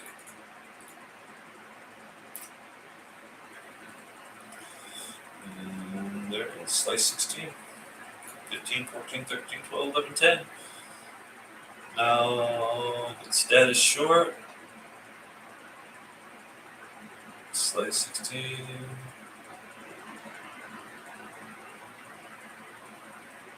Now we just gotta commit or make the commit state inspection packets.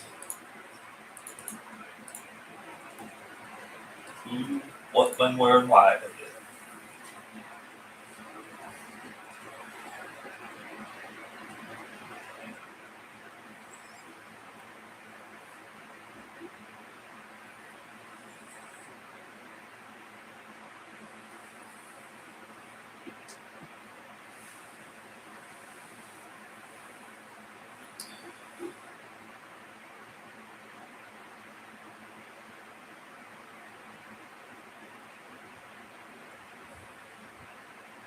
So slice 22 is when we'll get into actually seeing the UI evidence view.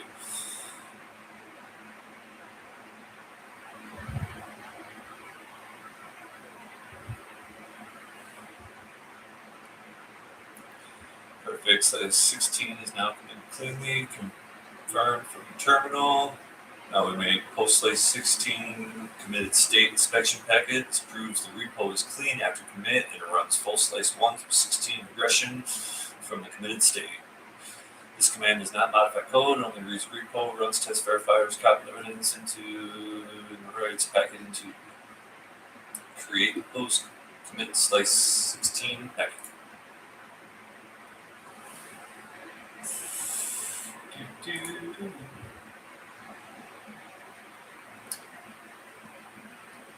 Welcome back, Space. Thank you for joining us again. I know this is, what is it, 2 hour, 2 1/4? Dang. Thank you for sticking with me. That's pretty deep for you guys. I appreciate that's that's longer than a episode of Game of Thrones. I appreciate it.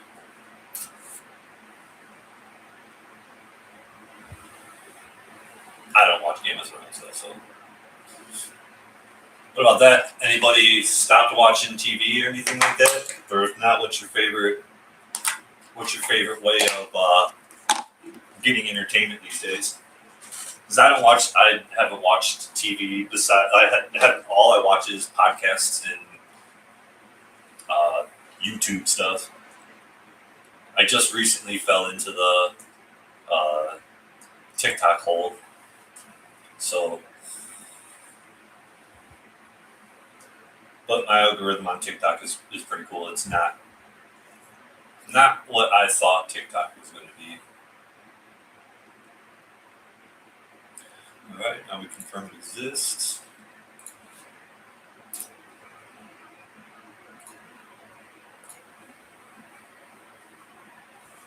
It does. So give it this exists. That's it. Okay. And files.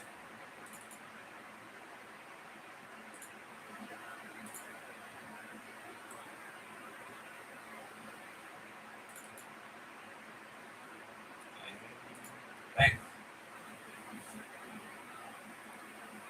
Keep rolling. Oh man, I need my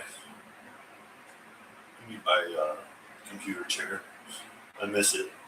I pretty much had to leave all of my furniture up in Michigan when I came down. So I got this desk off of Marketplace for free, and actually when I got this desk, I also got a huge filing cabinet from them.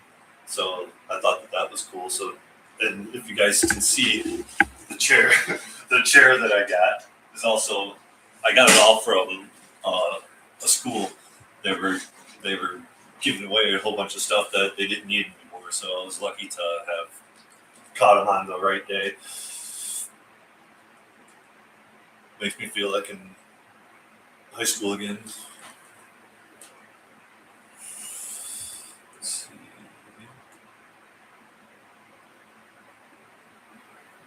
Yeah, my old chair was amazing. Leather, wood, sit there, lay back. It was great. But on to bigger and better, right? All right. So uploaded state packet. Frozen legacy only shows inside the verifier. Yep. That's okay. Not active import call. Slice 16 decision require this exact step after commit. Create a post slice 16 commit state inspection packet and run full slice 1 through 16 behavior tests and verifiers from clean committed state. Now we're at final post slice 16 inspection records. Copy paste this exactly.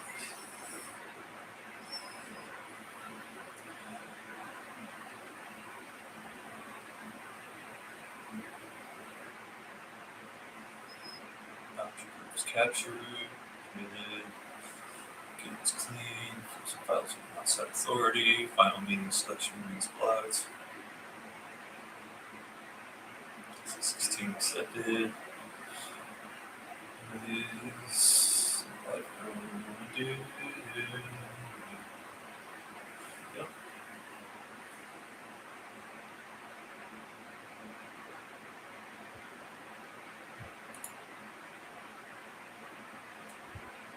Oh. Let me try to turn it off and turn it back on.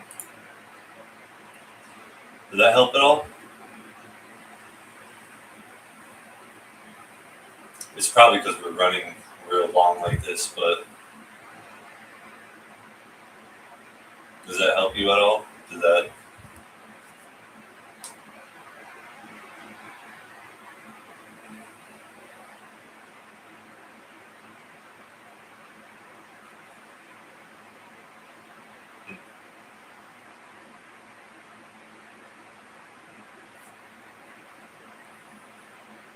Yeah, I'll try to set it one more time.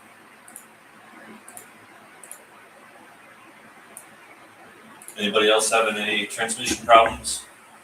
Audio, visual?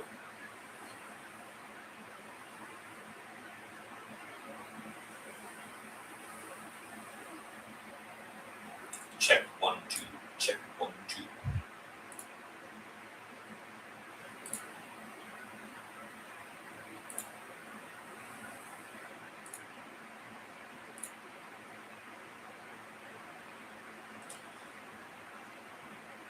Well, I was actually thinking, okay, Aaron, it might be your connection, but this will all be on YouTube as well. So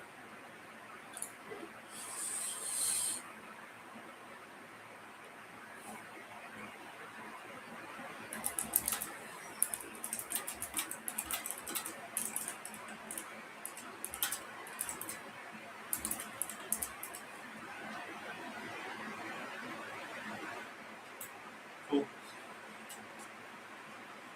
All right, see you in a minute then, Aaron.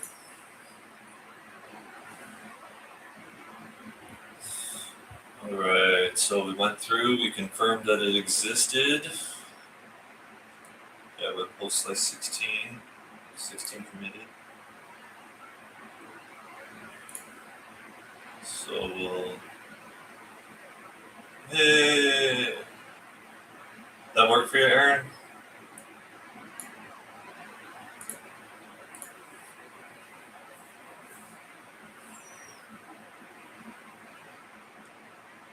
Now I'm not talking to us, you can't tell, huh? But yeah, so now we'll take, there we go, perfect. Probably just because it's running so long, I would imagine. That would be my idea, or my thought. But I don't like to just, although we are kind of coming up on a point where we could take a stop and then prepare for the next build session, because I need to eat lunch. All I ate was I had my coffee and bowl of cinnamon oatmeal, my favorite breakfast in the world. And so I've recently been introduced to Cuban food and Cuban coffee. And if you guys have not had Cuban food or Cuban coffee, I would suggest looking up some recipes. And I'm pretty sure Cuban coffee is just espresso, but I can't confirm that. Either way, it's delicious.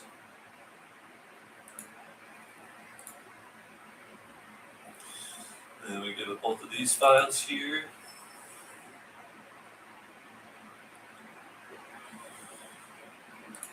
And we run it. And you see how this is starting to slow down? This is a good indicator of we're kind of getting towards the end of this chat thread. See how it's clicking like that? That's a good indicator that you're getting towards the end of your chat thread and you're uploaded the wrong ones. Let's see. Slice 16.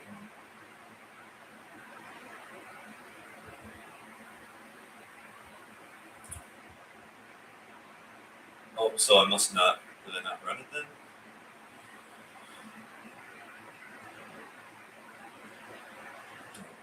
State packet. That's what he's looking for, right? Oh, come on. So I didn't run this. My bad. Run it. There's that. And then confirm exists. Yep. I should have known that because it was ready.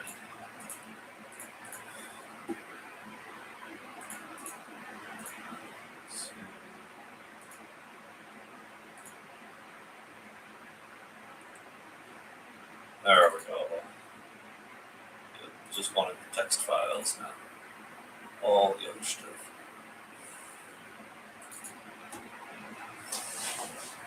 Now, let's upload what it's actually asking for.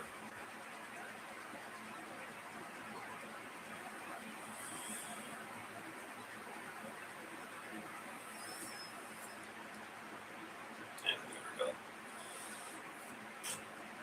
Fully closed.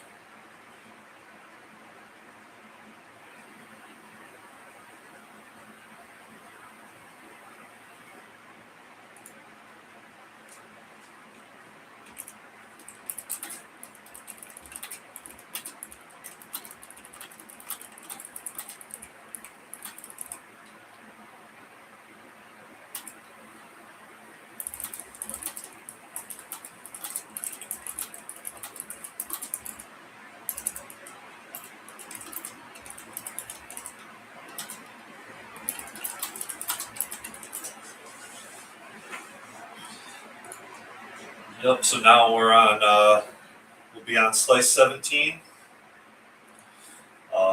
17 is the alpha expression boundary. This is where it actually gets exciting.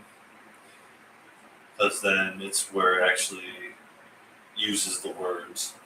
So this is probably a good place to stop because then we need to have it be able to reference all of our reference files in this next one for sure. So it'd probably be a great idea to stop here, and then on our next one, I'll actually show you guys how I prompt it. So I'll just completely stop right here. We have 18 of you in here. I appreciate all of you. Give some shout outs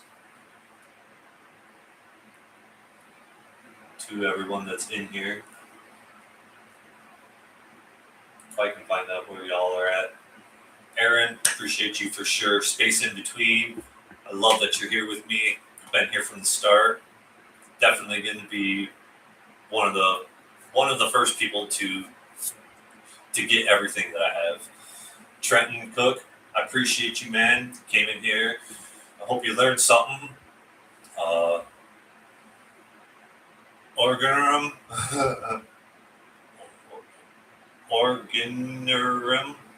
Sorry, didn't pronounce that right, but I appreciate you.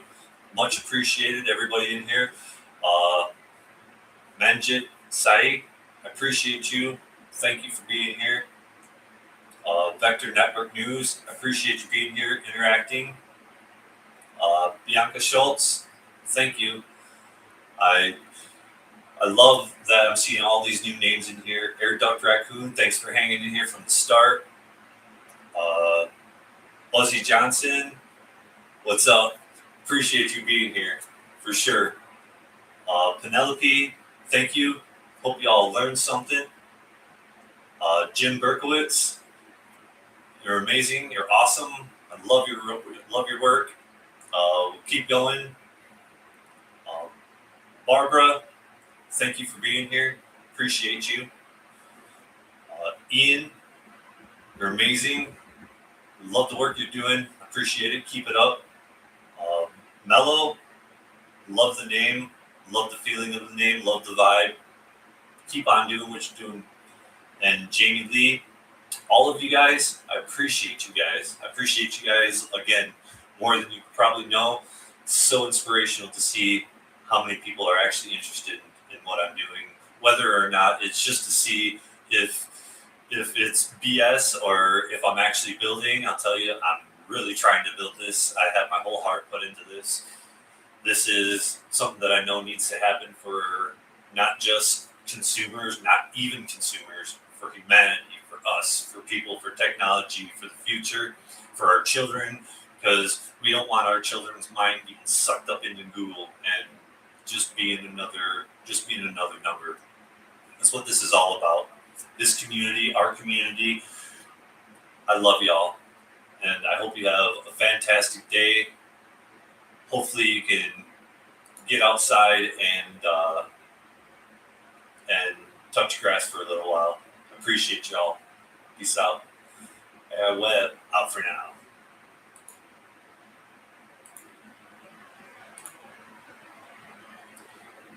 YouTube, I appreciate you too. I saw a couple people come in, but we'll be back. Even though there's nobody ever watching on here, we'll still be back. Love you. Peace out.